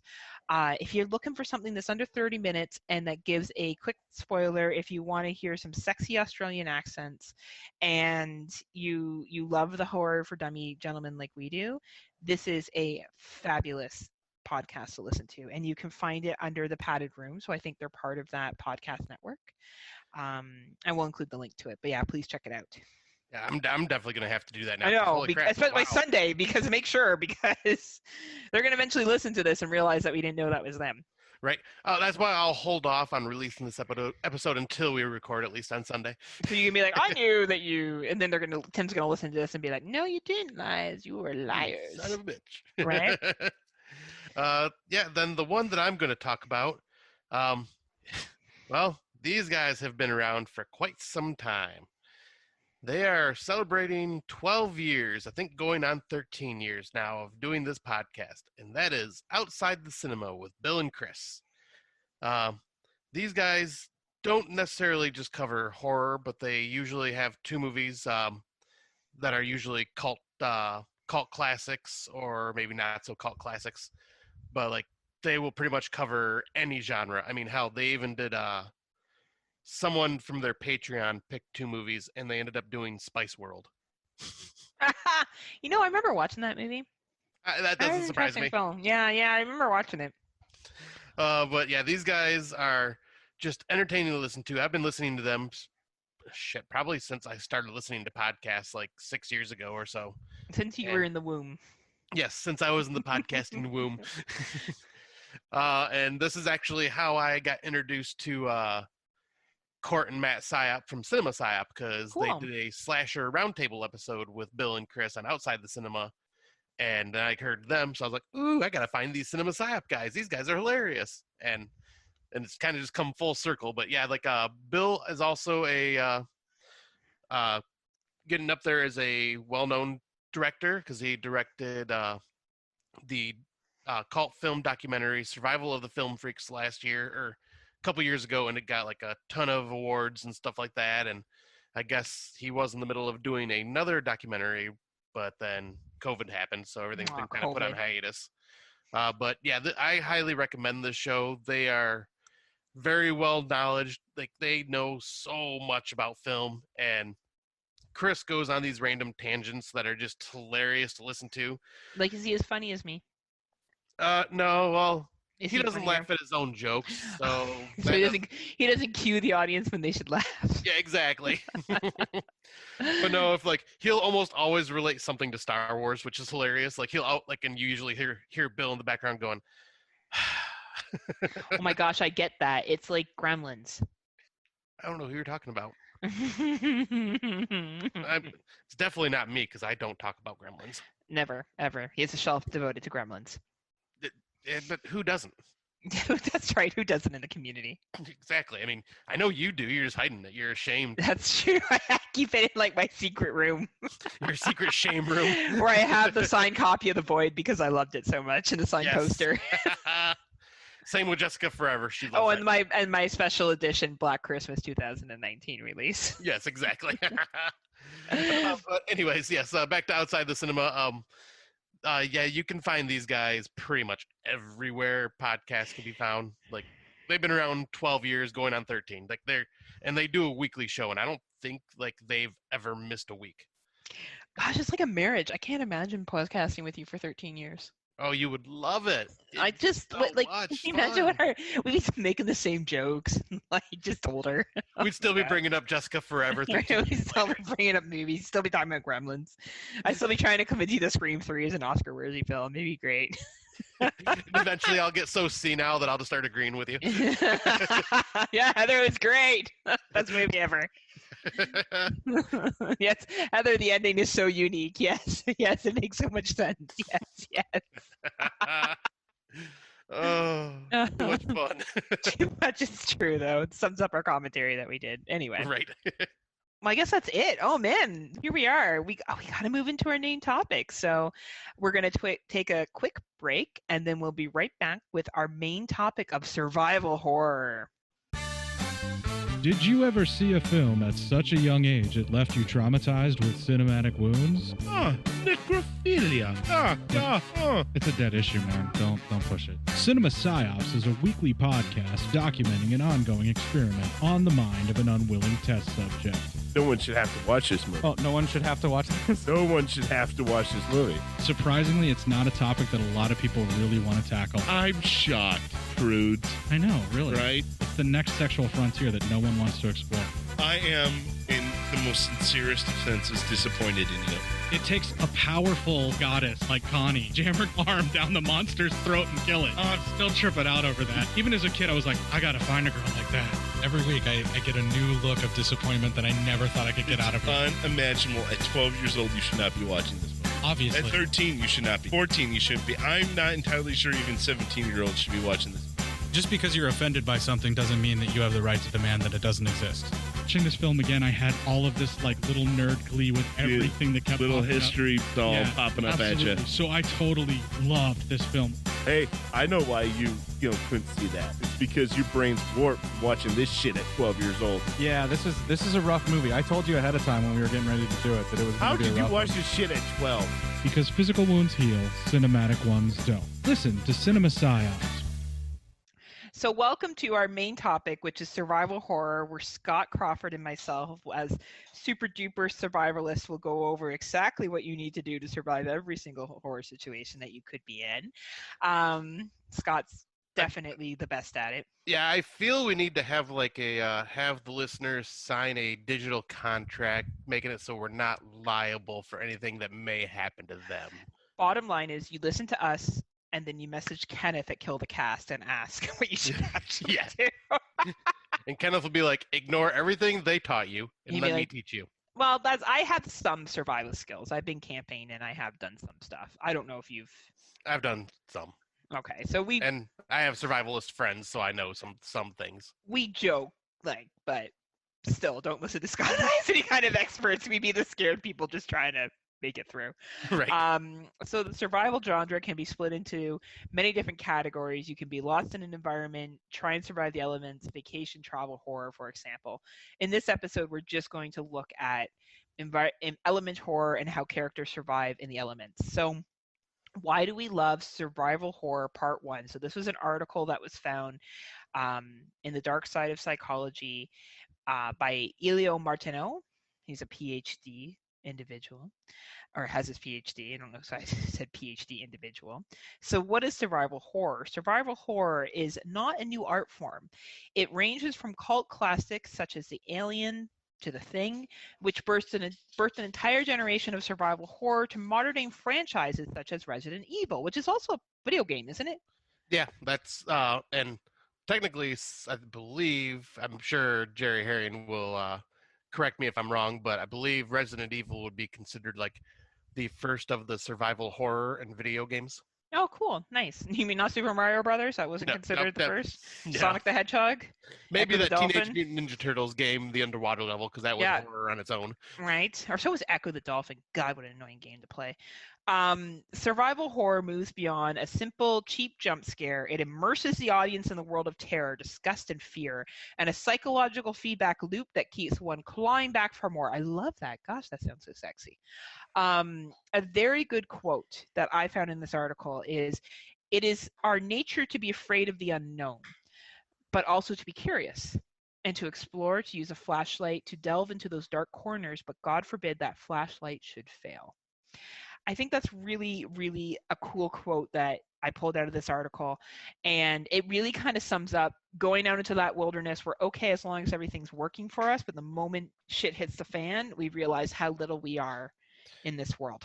Yeah, that is like, that quote sums that up perfectly. And, you know, a good survival horror messes with your mind. You want to desperately run away and phone your mom. On the other hand, you want to face your fears and peer into those dark, shadowy corners, and even if your flashlight flickers on and off. I thought that was a really, really cool thing. And that really, I don't know, it really speaks to me when I think about people that choose to be in these situations or get stuck in these situations. They kind of want to run away and ask, like, obviously everyone wants to survive, but also everyone wants to be in charge. Yeah. And be the hero. You know, I feel like that's a big part of survival horror too, is who is going to be the hero, who's going to be the ones to figure everything out. So, you know, it goes into the psychology, often referred to the shadow, that was conjured by Carl Jung and popularized by Pearson recently, to gaze behind our own personas, the masks that we don for everyday life, and go into the depths of our psyche. What do we pull from to help us survive these dark, mysterious situations where we question our mortality and our own struggle? So this is followed up with the idea of fight or flight. It's the neuroscience of survival horror. Now, this article looks at gaming, but I thought that it was really, really representative of what horror film or survival horror tries to simulate. So one of the things that survival horror films will try to simulate is that feeling of helplessness. As mentioned earlier, players in survival horror, so we could say characters or players, are often faced with terrifying, inescapable circumstances. So I actually think, even though we didn't use this movie, the one where the gentleman gets stuck in between the cliffs and he breaks his leg or something like that. I was actually 127 hours or something like that. Yep, I was actually trying to find a copy of that movie to watch for this episode, but I could not find one in time. Like, talk about like that's an example of helplessness right there. Like, you're alive, so you could still live, but you're almost wondering if it's just better to die. Like, what a shitty place to be. Yeah, that would be like a horrific situation, because what can you do in that situation when your arm is stuck between boulders? You can't really call for help or barely feed yourself at that point.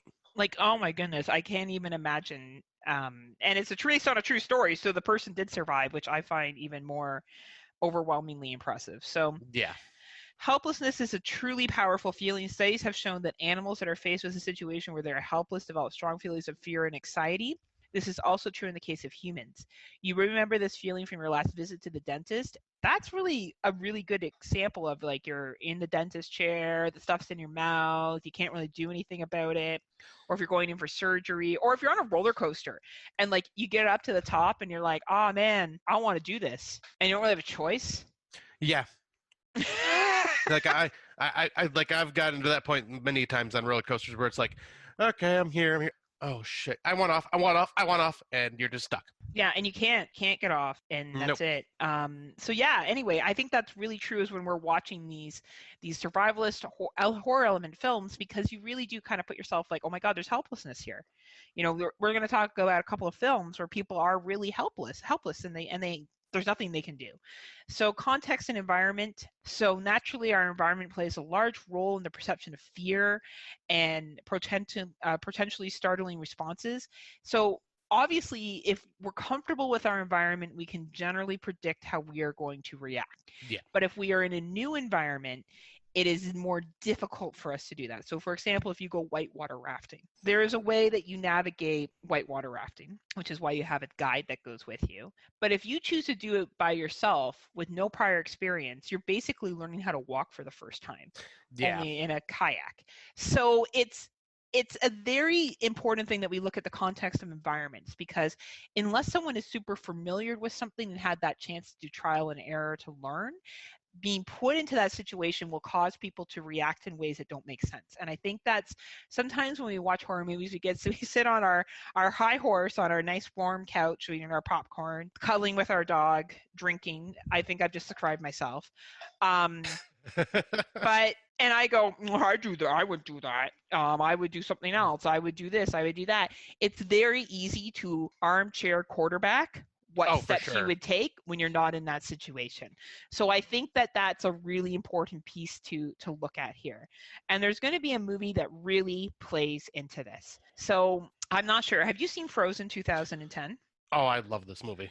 Not the Disney film. The Adam Green film. Oh, crap. Yes. Yeah, I love that movie. Scott was about to break into Let It Go. And then I was going to have to let him go. Wah, wah, wah, wah, wah, wah. Anyway. Those are the jokes. The jokes. Now we're just stealing from other podcasts. So childhood friends. So there's 3 childhood friends. There's 2 dudes and his girlfriend who go away to a ski resort. And it's a small ski resort, and they're doing the hills and stuff like that. And then they go up one last time. They convince the attendant to let them go up the hill one last time. And unfortunately, when they're halfway up the hill, the attendants switch out, not knowing that there are 3 skiers up still on the mountain. And shock and surprise, the resort closes and they leave them there stranded. I can't remember the amount of feet up in the air. I believe it was close to at least 40 or 30 feet. I think it was, might have even been more than that. Was it more than that? Because it was high enough that you couldn't really jump without risking injury. Yeah, like, shit, I think there was, like, points where if you jumped, like, you were risking death even though obviously that, death happened in a different way in the film, but... Yes. So we're going to dissect this movie and what Scott and I would do. So I'm going to state it now. There will be spoilers to this film. If you have not seen Frozen 2010 by Adam Green, if you've seen the Disney cartoon, that's fine, and you have no intention of watching this film, then that's fine. But we will be discussing what the characters do and then talk about what we would do. So, in that second, Scott, where all the lights go off, and I love how the lights go off because it goes off, and they're sitting there talking, like you're kind of facing them as they're chatting away, and you see the lights go off as a viewer. Yep. And then as they're sitting there, lights, and the lights go off at them. At first, they're like, oh, they just made a mistake. They're yelling, whatever. What would you be thinking? I would just be like, okay, what the hell's going on? I'd literally be looking around trying to yell, going, hey, we're still up here. We're still up here.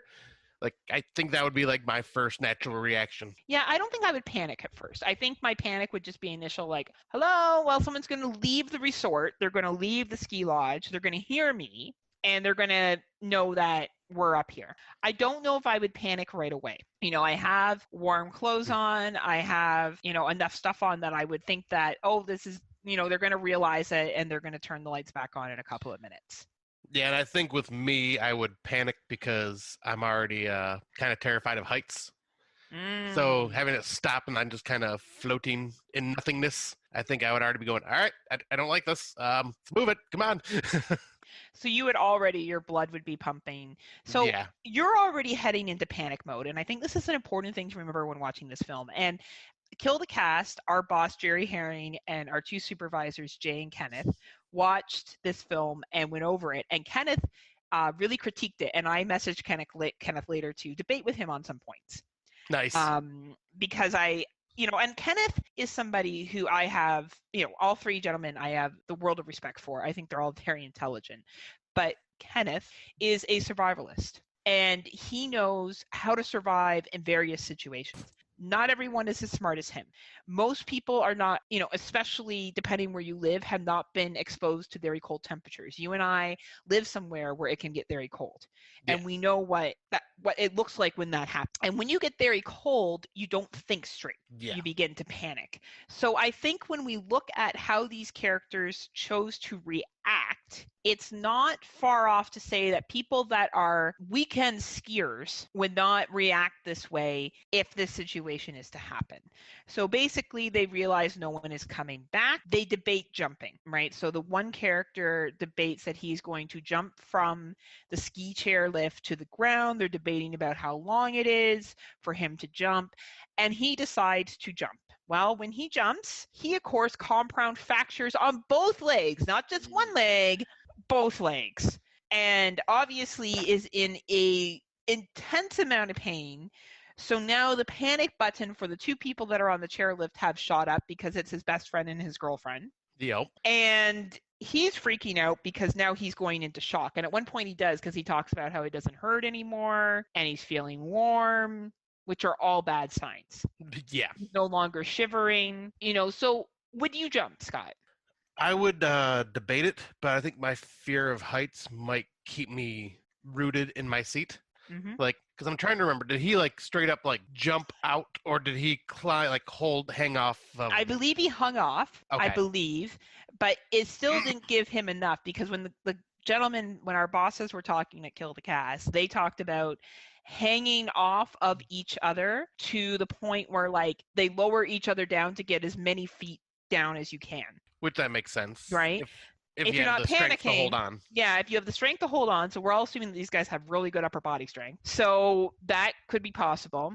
And also that it's cold. Now, mind you, this is earlier in the situation, so frostbite and hypothermia haven't kicked in yet. Your body would still be making enough heat to support itself.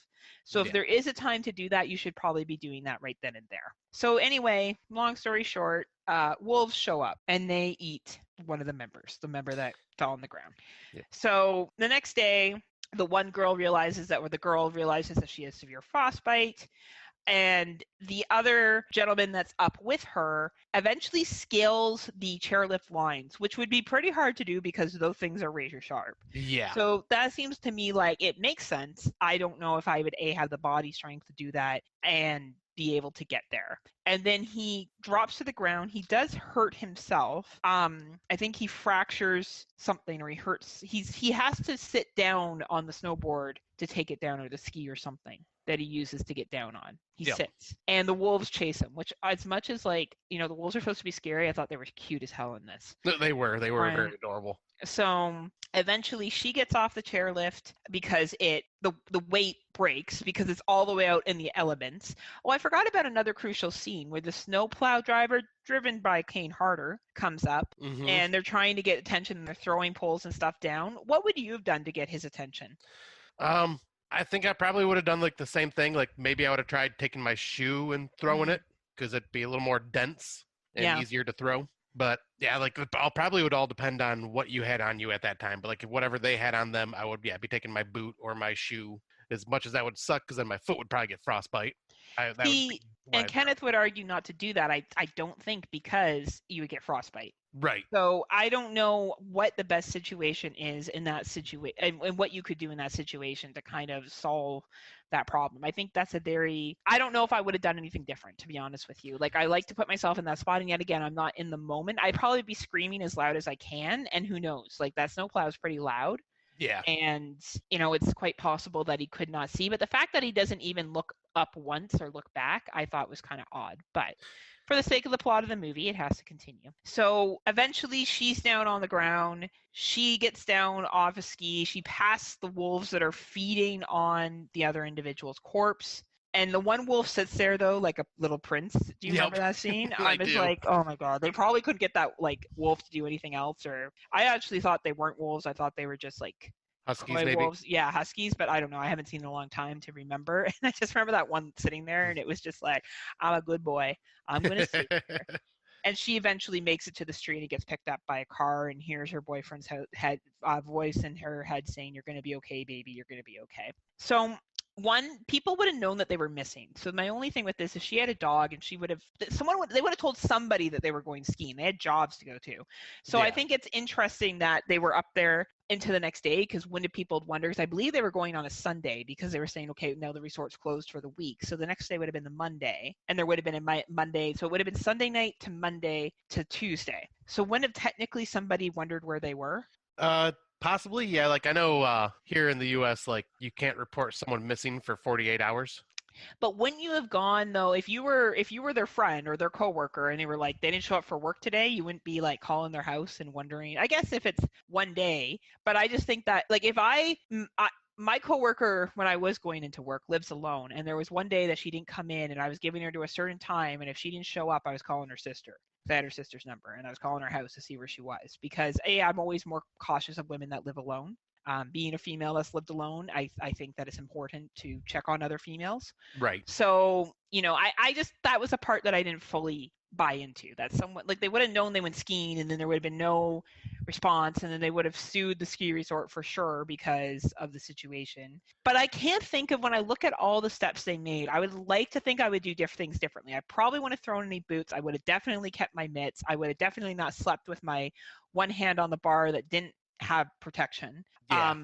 I probably would have lowered each other down as far as I could have, but I don't know in that moment, in the panic and in the cold and in the hypothermia kicking in, if I would have done anything differently.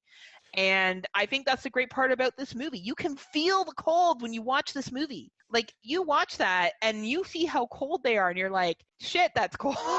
Yeah. And scary. And we like you were saying, like people like north, like us, and further north know what it's like when it gets to some extreme colds. I mean, obviously, they're not like as extreme as we've not experienced the most extreme colds, but you can in your head know how cold that is out there, like, and what they're going through. Absolutely, right? And I think the movie is smart for that. I think it's really smart that it plays on something that could happen. They are small, little itty-bitty ski resorts. We have them out here. I don't know if you have them in Michigan. Yep. But we have them out here that are only operable on the weekends, and that could happen.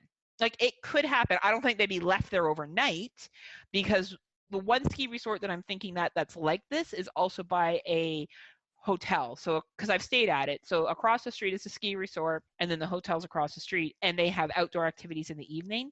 So it's very likely that if you were outside and people were trapped on that ski hill, you could hear them, because these hills aren't over super big if it's a small little ski resort like that too. We're not looking at Mont Blanc, right? Like we're not looking at Ellicottville. We're not looking at huge ski hills here. We're looking at things that are a little bit smaller. But I think it was a really smart survival horror topic, and really smart to use the cold, and to use the hypothermia, and to use the height, and to use the fear of animals to kind of tie into this whole survivalist horror thing. So basically, if Scott and I were in this situation, we would definitely break our legs somehow. Yep. And we may survive. I'm hoping that the wolves get Scott first. They would, because I'm the slower one. And but Scott, I would go on living in your honor. I'm sure you would. You'd be sitting on a patio somewhere having a drink thinking of me. Every Christmas, I would force myself to watch Gremlins back to back. And I would say, this one's for you, Scott. This one's for you. My heart. Then I would get a gluten-free craft beer and drink it. So next movie is Black Mountain Side, 2014. So this one is also based in the cold, and it's more research focused. So it's basically a group of researchers are up in the Arctic North is what they call it, but I believe it's like North Alberta, I think. Yeah, I think that's what we ended up discussing when I talked about it. Yeah, I think it's northern Alberta, and they find artifacts that are buried deep, and weird stuff starts to happen, so much so that the indigenous workers leave. Now, when indigenous people piece, shit's real, right? And you should be piecing as well. Like when they go, that should be your tip to get the heck out of Dodge, right? So yeah. I like how I said heck. Like I swear every other episode, but I decided not to say the hell out of Dodge. Anyway. So a very good movie though that talks about there's this little they're a little isolated community, and they have food flowing in and water flowing in, and I still don't quite get where they get the electricity on. They must have generators. I think that's how. Yeah, I think they had like a bunch of generators out there. Right. And the isolation. Now, mind you, it is a creature feature, so I'm not going to go too much into that. But oh my goodness, that whole idea of being in this small community, a helicopter ride away from civilization. So it's not like people are going to drive up there and get to you. Right. And you're reliant on people to bring you food and bring you water for you to survive. Talk about isolation, talk about reliance on others, and back to our points that we made earlier, talk about helplessness.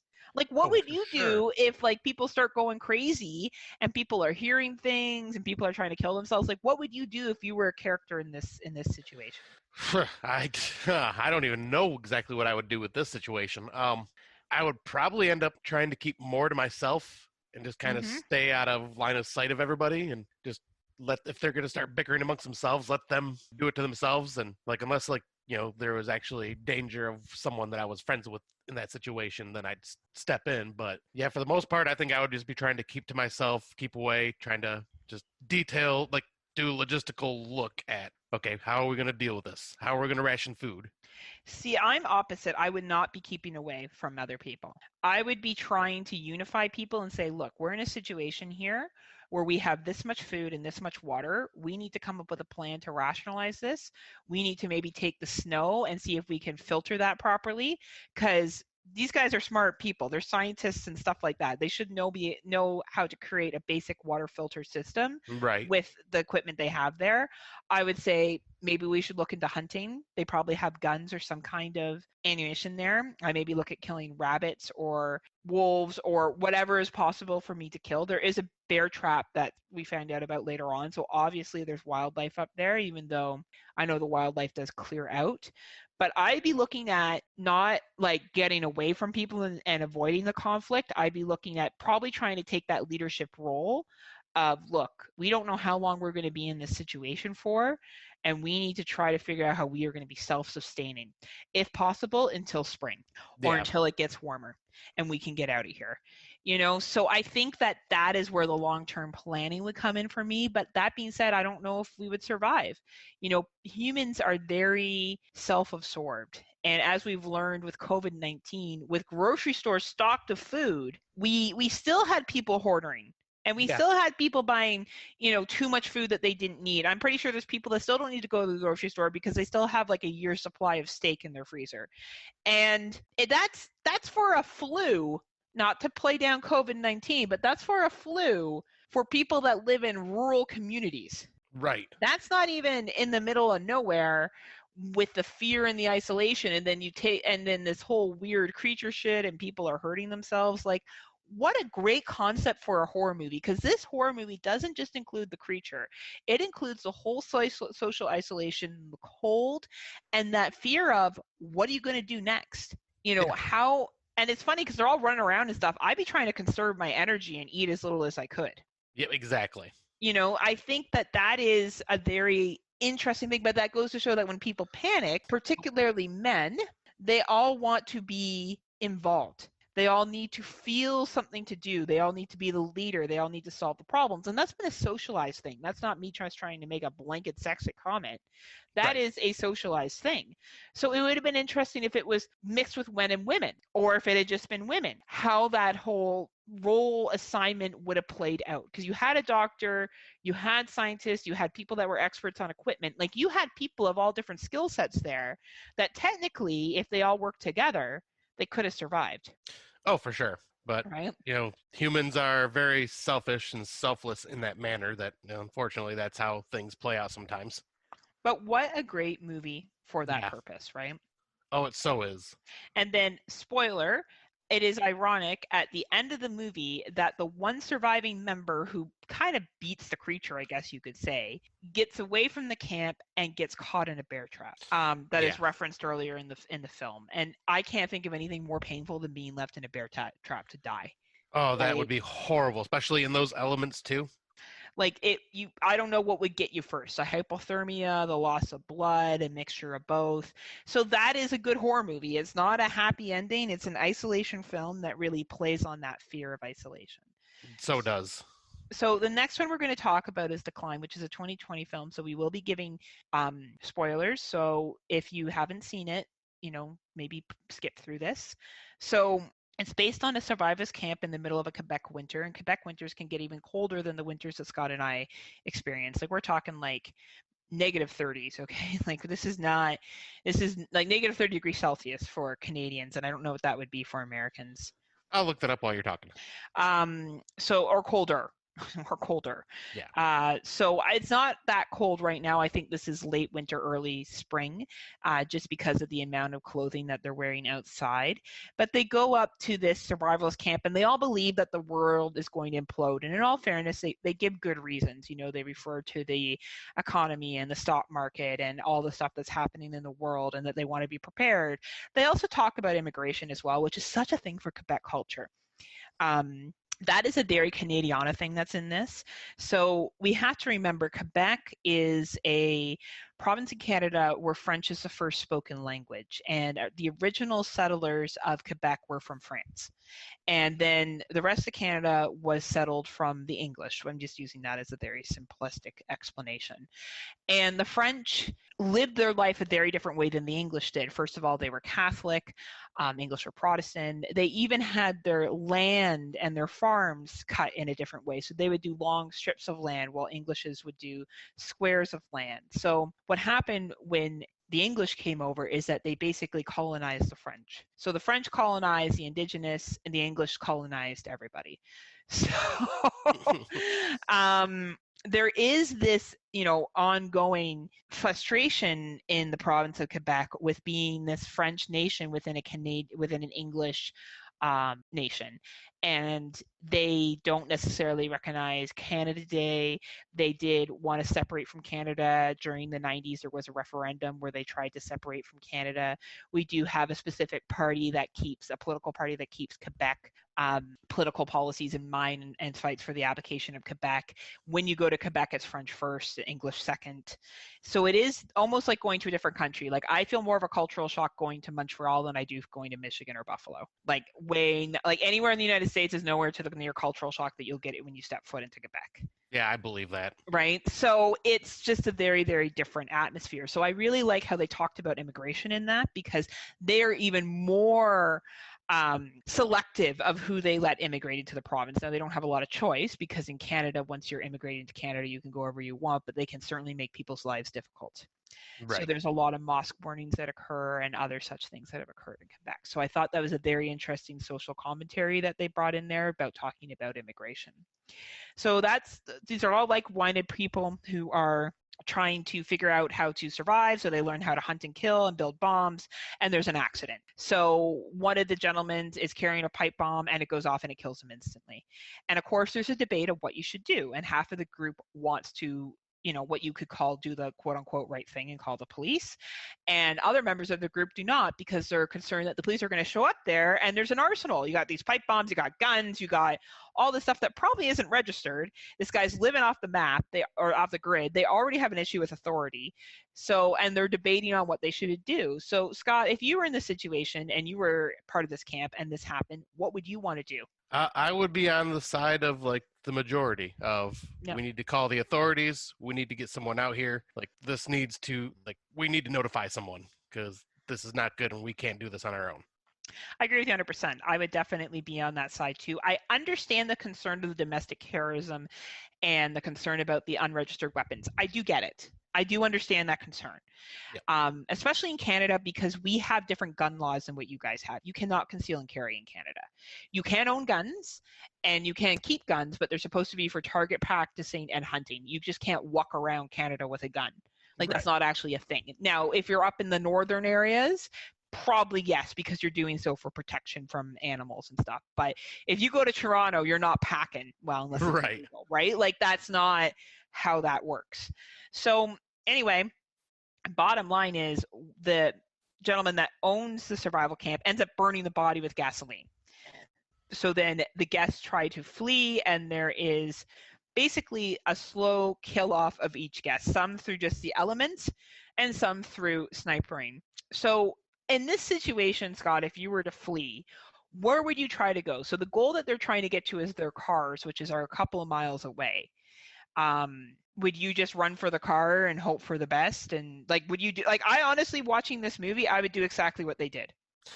Yeah, I think I would do exactly what they did, except I think I would, instead of going straight for the car, I would try to find, like, because obviously this guy's got traps set up everywhere. And he showed you where a lot of them were, but, like, in panic mode, it's kind of hard to remember. But, like, in my head, what I would want to do is I'd want to find a way off the beaten path and just kind of hide out, let them go past me if there's a way I can cover up my tracks somehow, and let them think that I'm making a run for the car, wait for them to get out there, not see me, and then come back looking for me, and then sneak my way to the car. That's very clever. It'd be hard to hide your tracks though, because and that's the problem. They're all professional survivalists, right? So, and the guy that's hunting them is like the king survivalist, right? So I think that's a really good strategy, and I'm not criticizing you. I just think that covering the tracks is the toughest part. Yeah, that would be really hard in this situation. Now, he doesn't have track dogs or anything like that, which surprises me that he doesn't have track dogs. I would have thought that'd be something they would have here. But eventually, there is one surviving individual who does take down the main camp leader. But there's some really shocking deaths in this that you see coming, and you kind of see people doing things where you're like, oh man, don't do that. Like at one point, one of the characters falls through ice. And they manage to get this individual out, and it's a man and a woman. A man saves a woman, and later on, they're naked under a blanket together. I'm not sure if you noticed that. Yep. They use their body heat. Use their body heat, and it wasn't sexual at all. No. He was happily married, and he was like, I'm sure, as a man, perhaps maybe he became aroused, but I don't know if he'd become aroused in that situation. There's a lot of emotional stress going on. Right. So I don't know. I'm not a man, and I'm not a heterosexual man, so I don't know how I would feel in that situation. But I thought that was clever. Yeah. And honest, right? What someone who has survivalist training would probably do. Yep, because I'll say they already had their thermal blanket with them. They wrapped her up in that, tried to do her best, and then realized that he needed more warmth. And you have to take your clothes off to give you that body heat, because the clothes would get in the way and not actually emit enough heat to warm up your body. So you would have to be naked against someone to be that warm. So it's interesting that we looked at this, because we went from people who had no clue what they were doing to people that kind of had an idea what they were doing to people who knew what they were doing. In these three films, and I think that I didn't plan it that way. I just realized as we went through that that's what happened. Right. It just worked that way. It just worked that way. So I think that's, yet again, all three films are very interesting. One case, you're really mad at the characters. Another case, you're kind of like, oh man, guys, if you just work together, you could work this out. You have the skill set. And this one here, you're like, man, I guess that's the best decisions. I don't know what I would do. Like, it's one of those, unless you have that advanced training, I think watching this movie, the most recent one, The Decline, you really don't know what you would do, and you're almost like learning from them. Right. So the next area is backpacking and camping.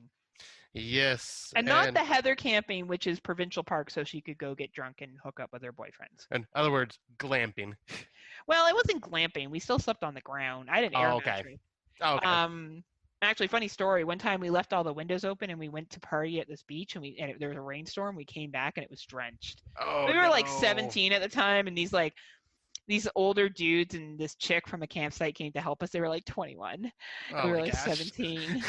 But our guy friends were older, because that's always how it is, and we all partied and shit. It was actually turned out to be a lot of fun, but it was also a provincial park, which was like, the biggest thing that we might have run into is like a skunk. Right. We weren't going to run into anything scary. So anyway, I will let you continue your piece here. All right. So what I'm going to bring up with this one is kind of like, what are some of the dangers of being lost in the woods? So obviously there's hypothermia, there's dehydration, there's heat stress and heat stroke, falls that could lead to injury or head trauma, which, in the woods, especially at nighttime when it gets dark in the woods, it gets freaking dark. Oh yeah, there's no light. There's no natural light to see. Yeah, and so tripping over a stone or a root you would fall flat on your face and could seriously hurt yourself. Absolutely. Let's see, then there's waterborne illnesses through drinking tainted water. So like drinking lake water, if you're dehydrated, like that's very dangerous. So you got to boil your water. Make sure you do that. Then you would have possible infections of open wounds, poisoning from toxic plants if you're trying to, if you're starving and you're trying to eat a berry or a mushroom and you don't know what you're doing. this is where Kenneth would be probably really handy. He'd probably know. Oh my exactly God, what to Kenneth pick. would be handy in all this shit. Right. See, then there would be flooded streams that are not passable, so trapping you in an area that you can't get across now. And then obviously the dangers of animals. So like you got bears, snakes, bees, insects of all all I can think sorts. of bees like now and then, where Macaulay Culkin's character gets stung to death by bees. Oh, He's and My Girl.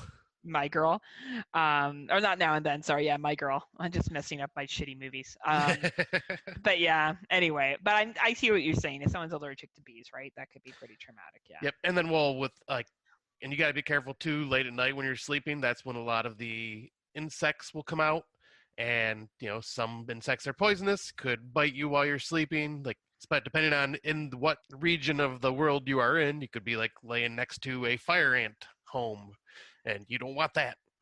Have you ever run into anything dangerous in the wild? Not really. I'm trying to think. I think like the most we've ever seen was like maybe a coyote, and it was on its own. Wow, that's it. Yeah, like I haven't got the bear experiences that you have. I've had a lot of bear experiences. But we did run into a wild boar once. Oh, that's cool. That was terrifying.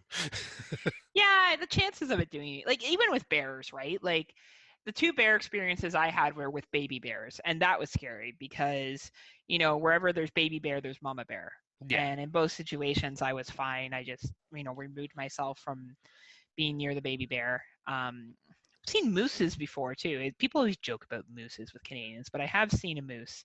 I've seen one in a pond and one in the middle of the road when I was driving, and it was a baby moose, and you just waited for the moose to move. Like I came to and the moose looked at me, like I came to a stop, and the moose looked at me like, you got a fucking problem?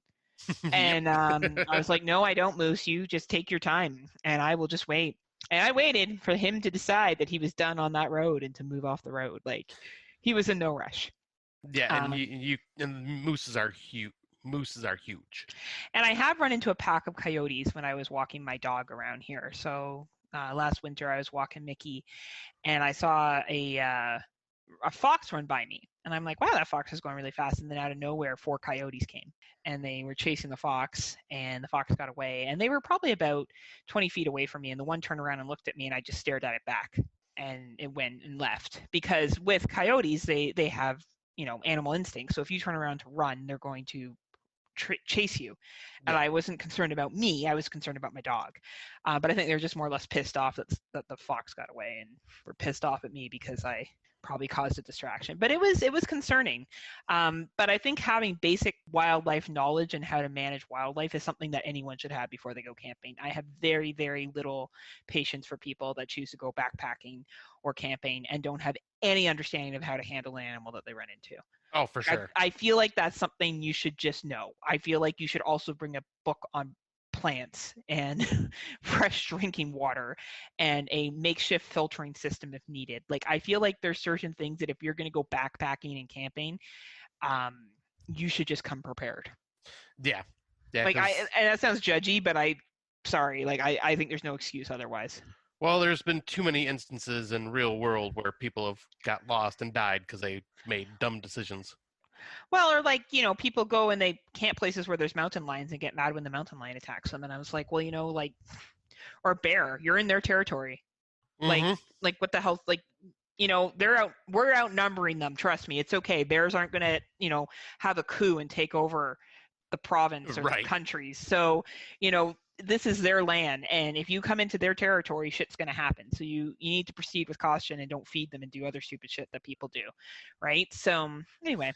Exactly. But yeah, like that.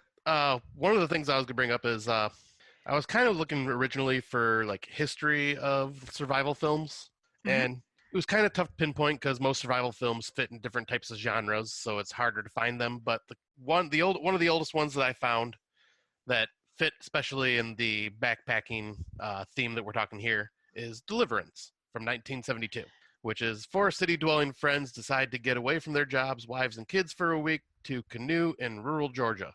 When the men arrive, they are not welcomed by the backwoods locals who stalk the vacationers and savagely attack them in the woods. Reeling from the ambush, friends attempt to return home but are surrounded by dangerous rapids and pursued by a madman. Soon their canoe trip turns into a fight for survival. And so, yeah, this one is just like exactly that. It's getting lost in the woods when you are in a panic trying to run away from someone that's attacking you. I mean, obviously, the whole backwoods locals thing's probably it's probably way It's over. like Hills Have Eyes, not Hills Have Eyes. Wrong Turn before Wrong Turn was a thing. Right. That's pretty much what it was. Yeah. Right? But Burt Reynolds was in this. Burt Reynolds and like John Voight. Man, that must have been a sexy movie. This is like 1972. They would have been like super hot. Oh, and I'll say Burt Reynolds looked very good. Right? I can just imagine. But yeah, this one was a very tense film that just kind of showed like the situations of trying to survive in these situations, especially when it comes to the canoeing on the rapids, like how to navigate through them and everything. It just was if you didn't know what you were doing, you would hurt yourself and drown. Absolutely. Rapids are super dangerous, man. Like this is, wow. It sounds like it was a really good film. Do you recommend it to anyone who hasn't seen it?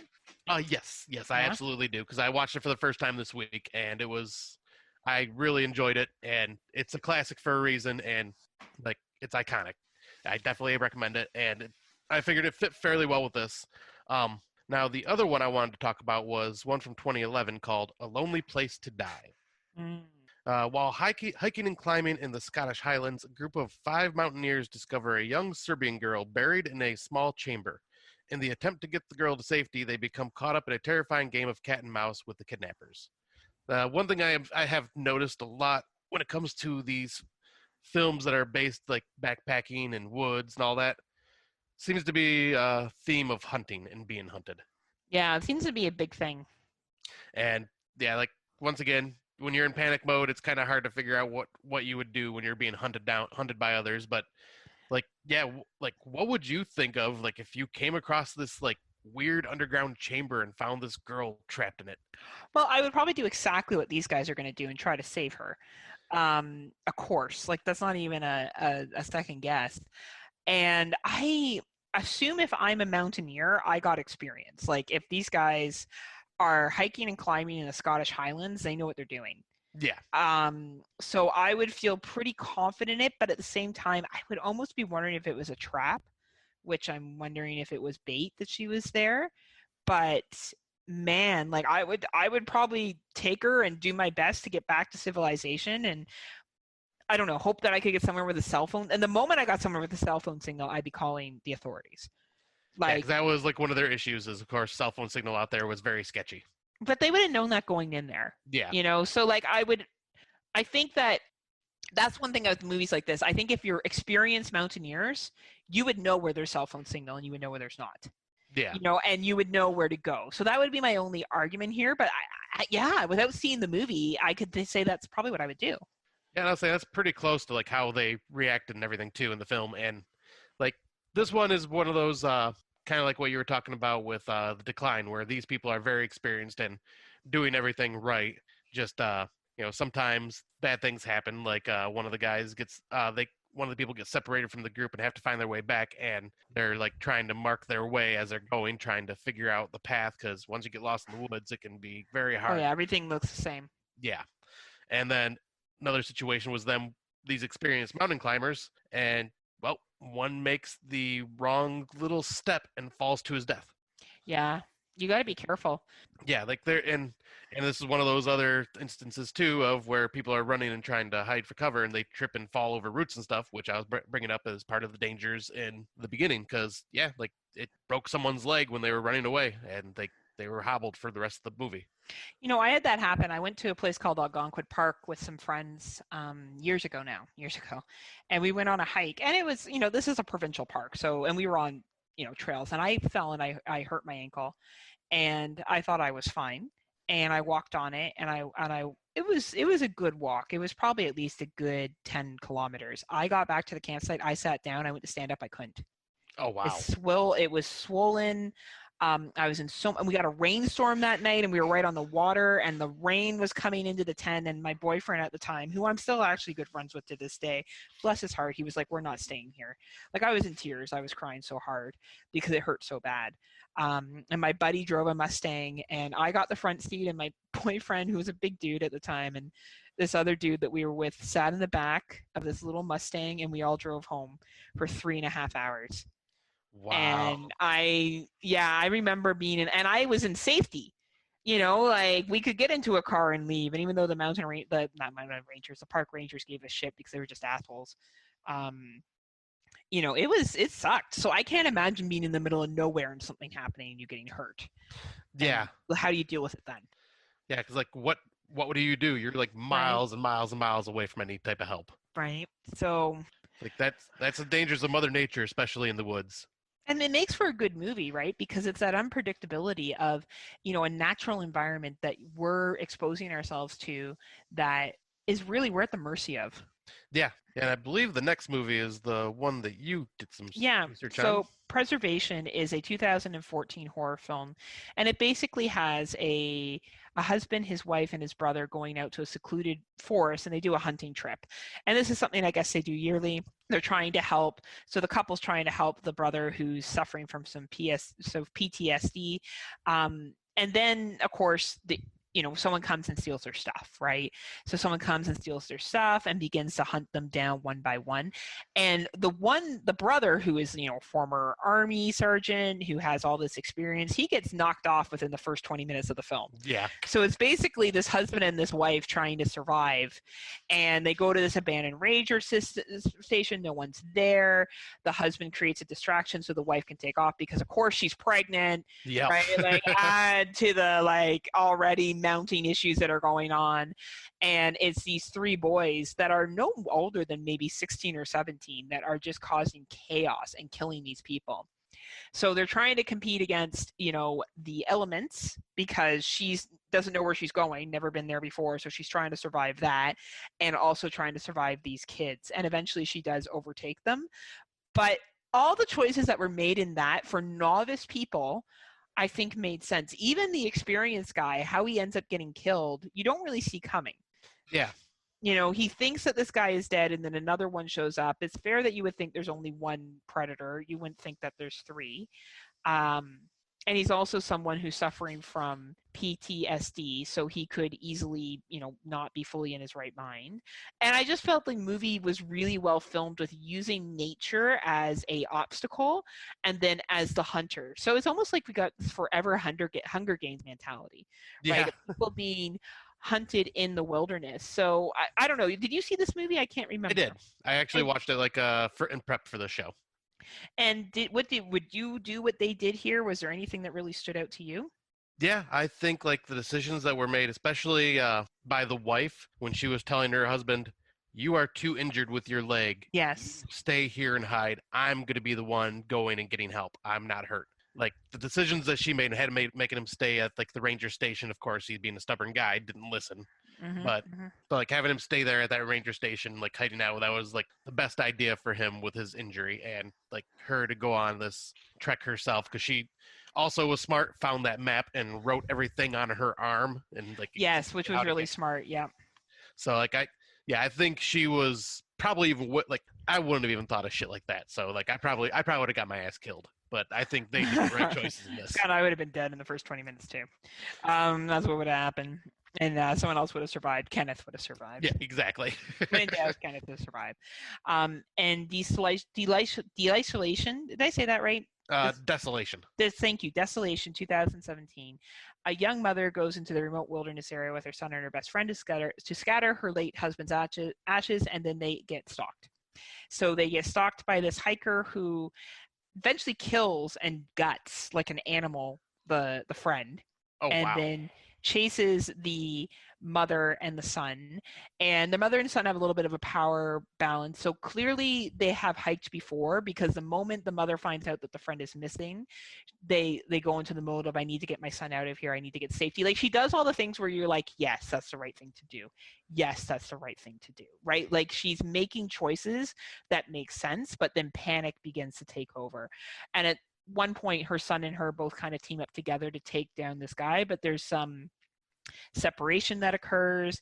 It's a very good film that looks at a parent and child relationship, accepting the child has become somebody that has an opinion and a voice, and that you can't shelter from, and that they have to work together to get out of the situation that they're in.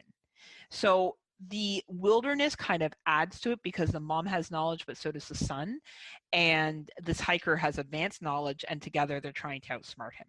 Interesting. Yeah. So I think everyone in this film does the right thing. I don't think there's anything wrong with what anybody does. In that situation, I don't know what you would do. Like, yet again, most people would be like, well, I wouldn't go backpacking in the middle of nowhere. I know people that love backpacking. Oh, for sure. And they do that shit all the time. Like, because we have Algonquin Park, people will go out on canoe trips to the middle of the park, to the middle of nowhere. So this could happen. Like, all this stuff could happen. So it's just really, really interesting. And I like this realism horror piece of where they bring in real life situations that could occur and how people would actually react. Right. Yeah, this sounds like a very interesting, tense movie. It's a real movie. You know, like you watch this and you go, yeah, this could probably occur. There could be some psycho in the woods that would chase you, and you know how he kills them and how he gets them is like, yeah, that could happen. Oh, I believe it. Right? Like it's not like Jason Voorhees, right? Like it's a little more realistic than that. And then our final movie that really, well, for this section anyway, that isn't really realistic, but is a really good film is The Ritual 2017. Yes. Have you seen it? I have. I really love this movie. It's a good movie. I really liked it too. So basically, it's based on 5 university friends that experience a tragedy where one of their friends are killed. And I believe 4 of them then go away because there's 5 and then 4, one gets killed. So 4 go away. Yep. And they go to scatter the ashes, and one of them hurts their ankle. So they think, I'm going to take a shortcut. They look at the map. We'll just go through the forest. And this does get very supernatural because it's more of a creature feature, but things get creepier as they go. So they start to see a sacrifice. They each get picked off one by one. They eventually end up in a village area. So obviously this whole section hopefully was full of spoilers. I know Scott would have put that in the notes, but it's full of spoilers.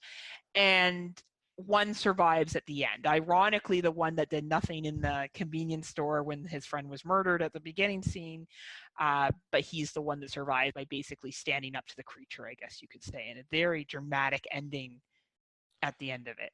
Yeah, with a horrifying freaking creature too. Yeah, the creature, and it was great. We probably should have used this for a creature feature, but would you go through the woods? I think if we rewind back to where all this shit went down before it got supernatural, would you go through the woods, or would you be like, let's just stay to the path? Dude can put up with it. I would be saying let's stay to the path because yes! I know when you go into unknown woods and try to find your way around, you're going to get lost. And make things Right. That was the one thing I love that movie. Don't get me wrong. I would rewatch it. I have no beefs with it. I get why they made the decision they made, but I put myself in that situation. So my friend hurts their ankle because he was still able to walk on it. Yeah. Like it was kind of the whiner of the group too. So I understand that as well. But I would have been like, dude, let's try to support this the best we can, because I didn't feel like they had a lot of training either when it comes to like first aid stuff or anything like that. Now, one thing I probably would have done is at least enter the woods a little bit to see if I could find a big enough branch to use as a crutch. Okay, yeah, that's a good idea. And that would at least to help him keep his balance while he's walking and not have to put too much weight on his ankle. So you would probably enter the woods to the fact that you could still see the outside. Yeah. Right? You would not want to go further than that. Nope, I would just kind of scan like nearby and see what I can find. That makes a lot of sense. Yeah, because I've had to do that before when I've hurt my ankle out in the woods, like at my buddy's house. I just had to like kind of scan around for a branch to kind of balance myself as I was walking. Were you by yourself in that situation? I had a couple friends with me. And did they help you? Like, yeah, they looked for a stick. No, they were like, good luck. Well, they weren't going to carry my fat ass. Carry your fat ass. All right, so why don't we move on? Because we got a lot of cover, so. Yeah. So the next one that we'll bring up in environment-wise is surviving in the desert, and what are some of the dangers there? So dangers in the desert is very dangerous snakes and insects. Oh my God, like everything's gonna kill you in the desert. Yeah. Very little rainfall, so you're not gonna have much to drink if you're not prepared. Intense sunlight and heat, which will cause heat stroke and delirium. Wide and fast temperature range, so you'll be like super hot and then freezing cold at night. That's Vegas for you right there. Yeah. I've never been there, but I know that just from One stories. day when you're living your best life. Yep, exactly. Very sparse vegetation, so not much room for shade. High mineral content, sandstorms, mirages, and just like the absolute lack of water. and like the very difficult to walk on terrain. And one movie that I found for this that I figured was very fitting was It Stains the Sands Red from 2016. This is about a virulent pandemic that sweeps the globe from end to end like a pitiless scourge, leaving behind legions of freshly animated, decomposing zombies. Under those circumstances, in the carcass of a leveled Las Vegas, a totally unprepared exotic dancer, Molly, crosses the rugged terrain of the unforgiving desert, driven solely by the will to survive and a motive even greater than her own life. However, she's not alone. Like a powerful flesh magnet, Molly attracts a ferocious undead male who follows her without stopping. So she is literally trapped in the desert after her car gets wrecked and her boyfriend gets eaten alive by one of these zombies. And she's miles, like hundreds of miles away from anywhere, it seems.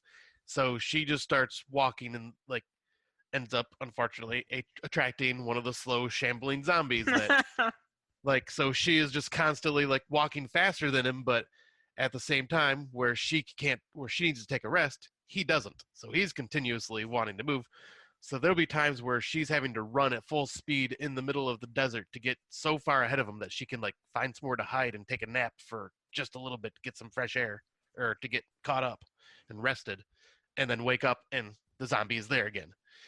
Wow. And you can see like the toll that this heat's starting to take on her, because like she's starting to get cracked skin, like she's becoming very parched, she's starting to hallucinate, she's starting to become delirious, like she actually ends up giving the zombie a name and like starts talking to it like it's her friend as she's walking. Like it's very fascinating how like showing like the deterioration of like someone as they're like stuck in this like Las Vegas blazing heat in the middle of the day. How does she stay hydrated? I think she ended up like being smart and brought a couple water bottles with her. Okay. And like put them in like a bag on her shoulder. And so she was able to stay hydrated that way for a while. And then I'm trying to remember, but I think it ends up raining at night, and like she finds like a little puddle of water and is able to like survive off of that for a little bit to get to civilization. Wow. Okay. But yeah, I just thought that was a very interesting one, and it like fit a lot of the like things that would happen during like that type of situation with the mirages and all that. I think it really shows like the suffering that she had to go through. Wow, I don't even know what I would do in that situation. Like that's my worst nightmare. I would die of heat stroke. I don't like That's like you're damned if you do and damned if you don't in that situation. Like obviously there's things you can do to try to keep cool, but in the middle of the desert, like it's so unforgiving. Yeah, I'll say not only are you stuck in an environment that's very unforgiving, you have a freaking unstoppable monster that's just doesn't get tired following you. Absolutely. Which just pushes you forward even more. Like COVID-19. Yeah, right? Wow, so how does she survive? She ends up making it to civilization by just always keeping a few steps ahead. She ends up finding a truck along the way that also broke down, but had like that looked like it got attacked by zombies at a different point. Oh, okay. And it had a inner tube, like for tubing, like on the water. Oh, right, yeah. And so she ends up getting close enough to the zombie that's following her, and then puts the tube over top of him and like pins his arms.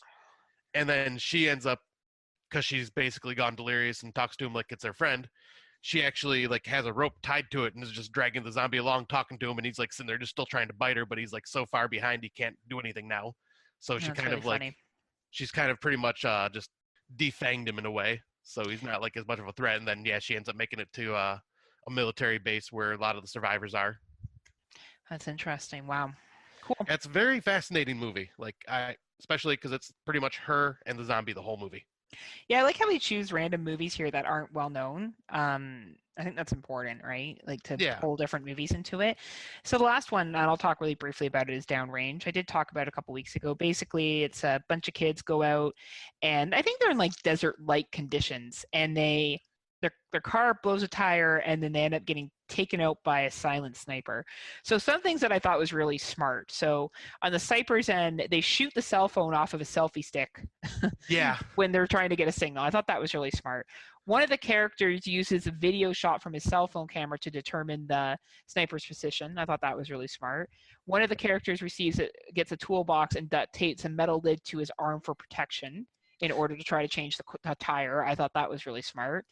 The sniper shoots the character through his hand when he goes to take a sip of water, which is such an asshole thing to do, and pretty much crippling them completely. Two of the characters set fire to the SUV that is also in an accident to create a smoke scene.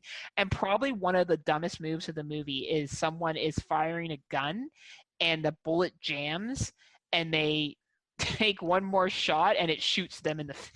Oh, yeah. Yeah, but I thought that movie alone really showed, it was quick to the punch. It's a sniper-based movie.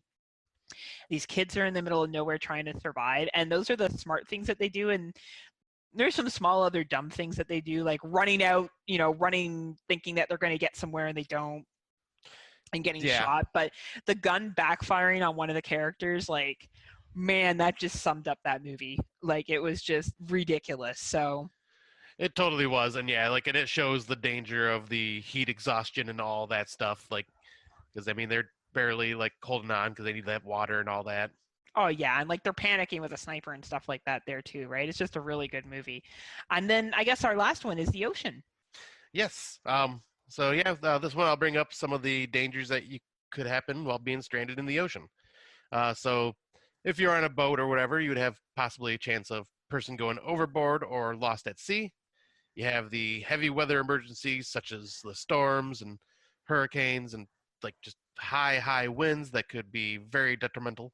Canoe disabled due to capsizing, swamping, or breaking apart. So yeah, any like boats busting apart and then you're stuck out in the water. Possible fire on the boat. Personal injuries. You got illness. You got collision and hull damage. You got running aground, dehydration, hypothermia, and exhaustion/drowning. Like those are some of like the many such bad situations that could happen while you're out like in the sea. In the movie that you chose had basically all this but fire and collision. Right. I did not see this one, so I just pretty much got some information. Oh man, I've seen this movie. Yeah, I was gonna try watching it, but I didn't want to rent it. It's I like it. It's a heavy watch. That's what I heard, and I just wasn't ready to do another heavy watch just yet. But this is one I will definitely have to watch at some time. But the movie we were talking about is Open Water from 2003. Which I feel had most of these elements, like Heather had just said. So it's about Daniel and Suzanne embark on a tropical vacation with their scuba diving certifications in tow. During a group dive, the two separate themselves from the others to dive a little deeper. An incorrect head count suggests the entire group is returned, so the boat reparts. When the pair resurface, they make out a vessel in the distance, but it does not immediately set in that they have been left behind, with sharks lurking beneath. Their survival chances grow smaller. So, for one, being stranded at sea, like, in this movie, did they have like they were diving, so they probably didn't even have like life preservers or anything, did they? I think they were able to tread water somehow and save float, and I don't really know how, because this is based off of a true story, right? Yeah. Like loosely based off of a true story, obviously, because we don't know what happened to the divers. But it is a really, really sad film, and you watch, like, there's the shark in this, but there's also the dehydration because they're in salt water. Yeah. Which is the absolute worst. The starvation, the hypothermia, and you're just watching these two people panic for an hour and a half. Yeah, that would be really tough one to watch. It is. It's very anxiety driven. The acting is very good. And honestly, I look at this situation and I've thought about it, and I saw it in your notes. I thought, man, this is interesting. I don't know what I would do. Yeah, in this particular situation, like, you're in the middle of the freaking ocean. Like, what would you do? All you can really do is tread water. I would probably hope for a quick death, to be honest with you. Yeah, like that's probably all you could do at that point. I maybe like cut my arm and hope a shark would come. Well, the shark will just bite you and then you'll just bleed out, so it won't really matter. Or hope that an ocean liner is going to find me, or maybe try to swim with the current. Like, I'm not savvy enough to know where the current is, right? And there's a lot of movies like this. The Reef is like this too, where they're trying to get back to shore, and I think it's just one of the scariest things. I think out of all the places to be lost in, so we look at the snow, we look at the forest, we look at the desert, we look at the water, I prefer to be in the forest. I feel like in the forest, I could get shelter, I could get water, I could get food. Yep, that is where I have the most survival knowledge. Right. Next would be winter, Yep. if I'm dressed for the elements, because I can still get the same things minus it's cold. Yeah. And then desert, and then water. Because like in this movie, I don't know what else I could have done. Like it's basically a movie of watching two people slowly die. Yeah, I mean, like to be honest with you, that's really what it is. So I mean, because in all honesty, like being stranded out in the middle of an ocean, you don't have many options but to pretty much just hope for someone to find you or die. Like, yeah. You can't really rely on your survival skills because there's not much you can really do. Which is why it makes it such a good horror movie. Yeah. You know, like really, if we look at the survivalist horror theme, this is why it does so well. And some people love this movie and some people don't, and that's fine. But it's smart because it plays in an atmosphere that is unavoidable and detrimental. Like, how are you going to avoid it? Like, how are you going to get out of this situation? You're not going to get out of this situation. So, you know, it's a really, really good movie for that purpose, but it's a really hard watch.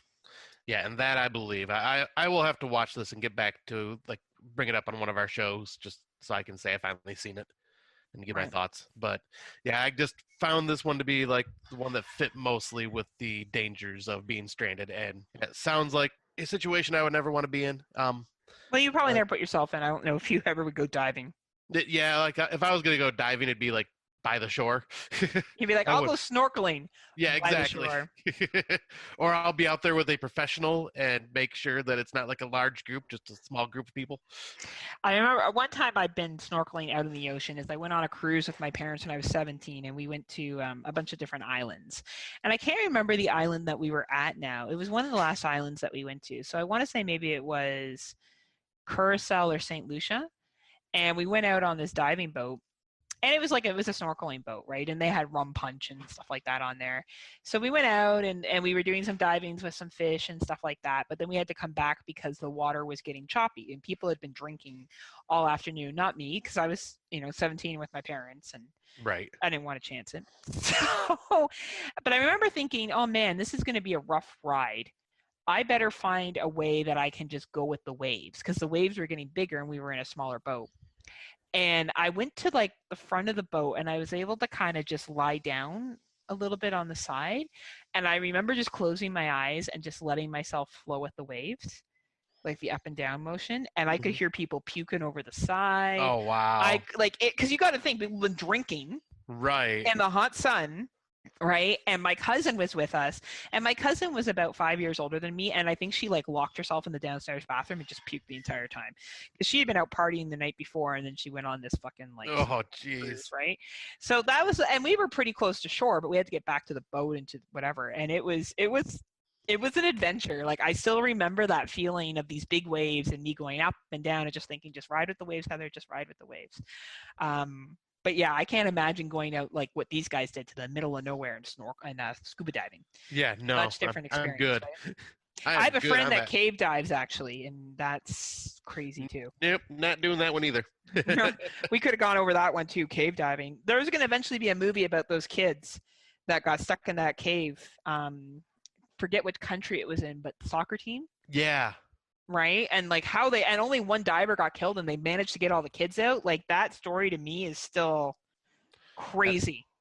Yeah, that is like somehow they've figured out a way to survive during all that. And not just saying how they got him out, like the route to get them out. I don't know if you remember watching it at the time, but they showed a map and I was like, oh my God, like these 12-year-old boys are going to have to somehow get through these really, really small, like open water too, like those small spaces to swim through. Like, that's crazy.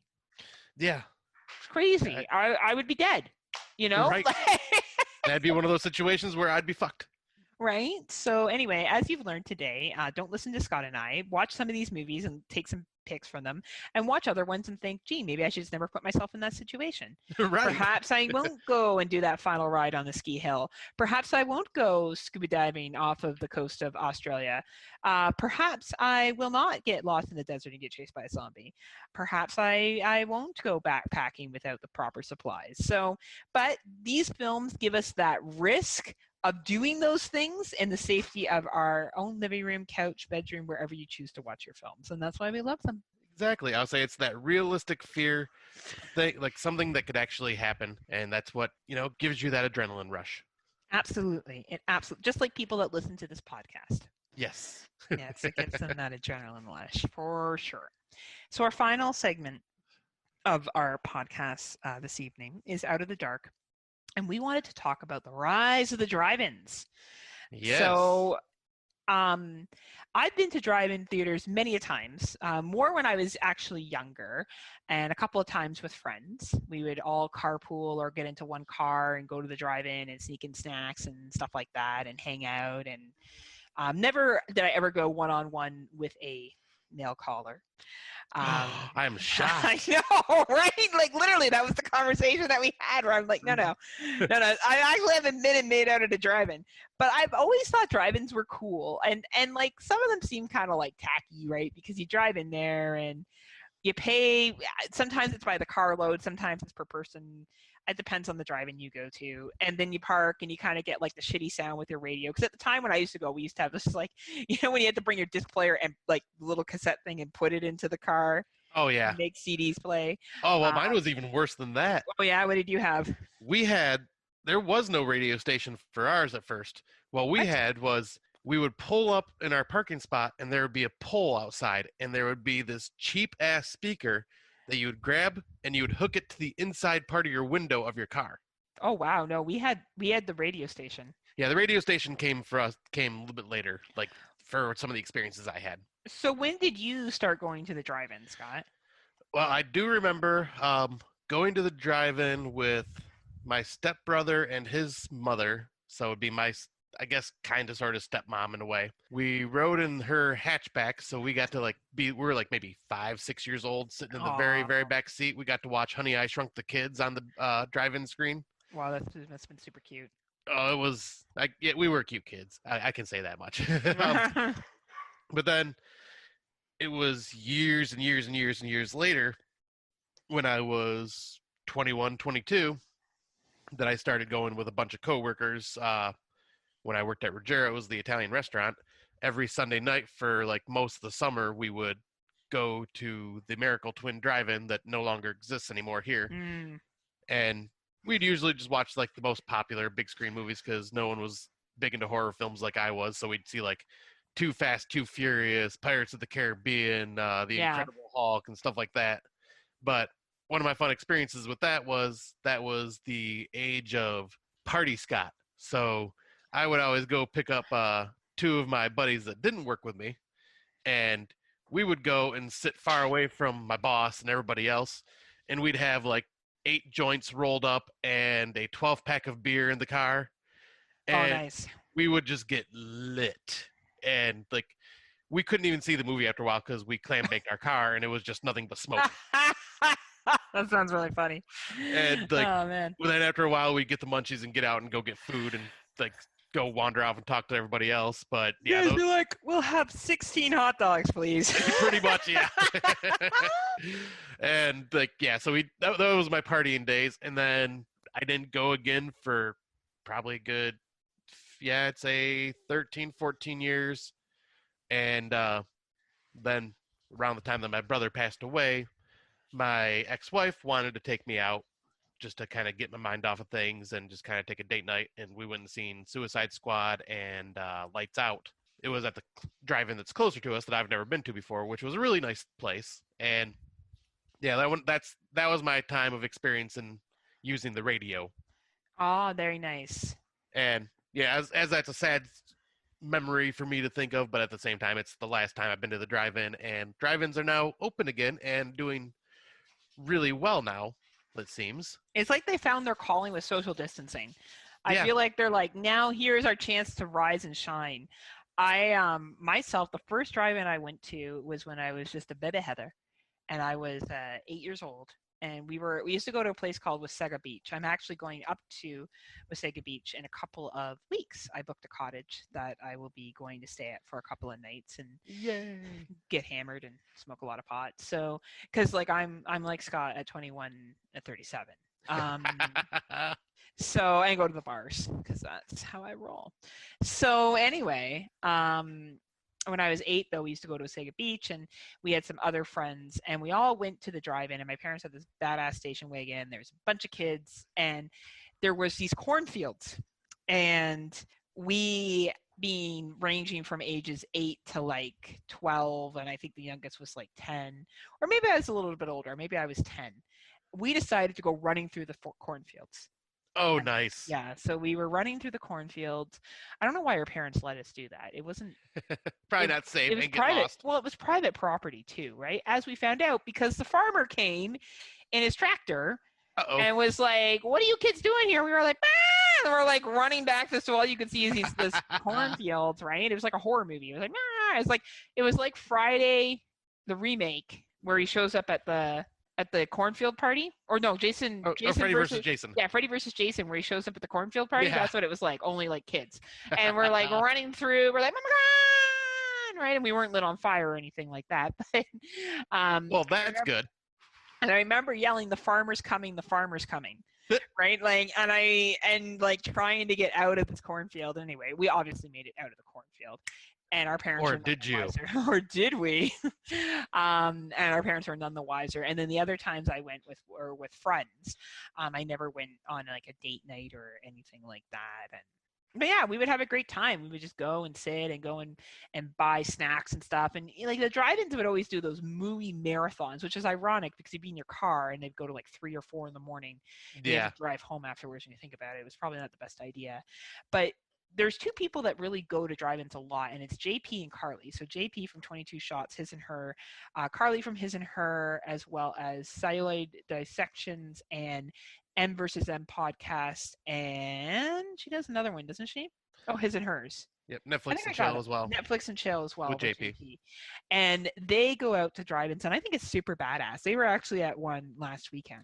Yeah, they got to see the Back to the Future trilogy. Yeah, I thought that was really awesome, and they wear like Jason hats and shit. Like they're cool dudes, man. They're cool people. So anyway, yeah. So like I think the drive-ins are really bringing sexy back, and this is their time, And I think it's great that we still have them, because who would have thought in a million years we'd be like, well, we want to go see a movie. Guess we got to go to the drive-in. Right. Right. Because I was worried because for a while there, like there was rumors of US 23, which is our drive-in that's like close to me now. There was rumors of that one shutting down because it wasn't doing well in business, and now it's like picked up in popularity again. Because if that one closed down, the nearest drive-in to me would have been about 2-hour drive. Which is too long to go to a drive-in. Like you're not going to do that. I have 2 within me. Within me, I have a drive-in. It's great. That sounds so. I need to go to this drive-in. Inappropriate, doesn't it? It does. Anyway, within driving distance from me, I have 2 drive-ins, and then one that's a little bit further. It's actually near my workplace. But yeah, and they're starting to pick up and stuff, and they do have to put in specific guidelines with the physical distancing and all that kind of stuff. But I'm happy to see it. I'm happy to see that drive-ins have not played their last films, and hopefully we'll be able to survive this new world. They're equipped. Yeah, and the one thing that I will say that's kind of cool, and I think it's starting this weekend, is it's picked up in popularity, at least with more drive-ins picking it up. But the original Evil Dead is coming to drive-ins all over the U.S. I don't know if it's making it to Canada at all, but apparently closest one to me is about 2 hours away at the like far end of Detroit, and it's with Evil Dead and I Drink Your Blood back to back. And I'm like, that's freaking cool. I wish I could go to that, but such a long drive. And wouldn't be getting home till so freaking late. But it is very tempting if I had someone to go with. But unfortunately, at this time, I do not. Well, who knows? Everyone's been cooped up for a long time, Scott. People are going to want to get out more. It's true. Maybe eventually. But I don't think I'll find anybody by this weekend. Love is it? Well, you don't have to find a life partner. You just have to find a night partner. Right. Those are few and far between at this moment. But maybe Friday night I can go out, try to mac. And then Saturday. And be like, hey, girl, you want to go to the drive-in? Well, I'll go see. What's your favorite scary movie? Oh, my favorite. Then you can offer some pot like you did with the other. Want to smoke some pot? You want to get high? Are you high? Are you high? Are you high? Scott making his moves. But yeah, anyway, yay to drive-ins. Hopefully they continue, and hopefully other movie theaters open too, but bless them drive-ins for giving us something to do. Yeah, exactly. And I'm hopefully going to hit him up a couple times this summer just to show my support one way or another. And bring his case of beer and some pot. Yeah. It's going to be like, glory days. Oh, fuck off. Yes, you do. No, Don't even try that with me. Not the bringing a case of beer and weed into like my car. Now I would be doing that stuff at home. You wouldn't bring a couple of roadies and have them at the drive-in and smoke a joint. I might bring like a flask and a joint, just not a case of beer. You're like, because I can't drink that much beer anymore and drive. No. You'd be like passed out. They'd be like, sir? You'd be like, no, just let me sleep here tonight in the back seat. It's good. And just for clarification, I never did drink and drive. Just wanted to put that out there. I got buzzed. How did you get home, Scott? Well, it was about, let's see, we chugged the beers halfway through the first movie and then sobered up for the next 3 hours. Sure, Scott. Okay, Scott. Scott just doesn't want to tell us that he was actually, I still know what you did last summer was actually, I know what you did last summer was based on him. No, I've only drove drunk a couple times. One time driving with one eye open, and that was a scary experience, and I never wanted to do it How again. old were you then? 21. Shortly after I turned 21. Just a bit. Oh yeah, 21's the drinking age for you guys. That's Yeah. right. I'm like, God, that's weird. Why do you wait 2 years? Like, oh, maybe because that's the legal drinking age in the States. Right. Yeah, you Canadians have it easier there. Well, we have it at 19 in Ontario, but it's 18 in Quebec. Holy crap. Yeah. Yeah. Anyway, so on that note, thank you for joining us, everyone, for our 10th episode. Now we're in the double digits. It's like when you turned 10 and it was such a big deal and you were super excited to turn 10. Anyway, I was. Yeah, me too. I am excited for every birthday. I get excited about everything. And our show has turned 10 episodes. Oh, it's so adorable. I know, right? Like, I never thought we would make it. I know. I thought Heather would kill me and get rid of my ass by this point and be like, I'm sick of his shit. No, I would have thought it'd be the other way around, actually. But we've managed to develop a lot of funny stories all the way back from our original. I was thinking of our Skittles story. Like when we went to that theater and that kid spilled those Skittles and all you could hear was like, shh, as it slid down me. I think you spilled like a whole monster bag of Skittles. So. Oh, I did not. I don't think I even talked about it on that one, but I've experienced that too with sour Skittles. Oh, that's the worst because sour Skittles are so yum yum. They are. It was such a waste.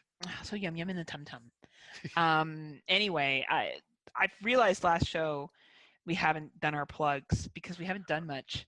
Oh, that is true. Yeah. You can find us on It's Not Horror Okay with Nudie, Android Virus, Venom, and us. Yeah, That's it.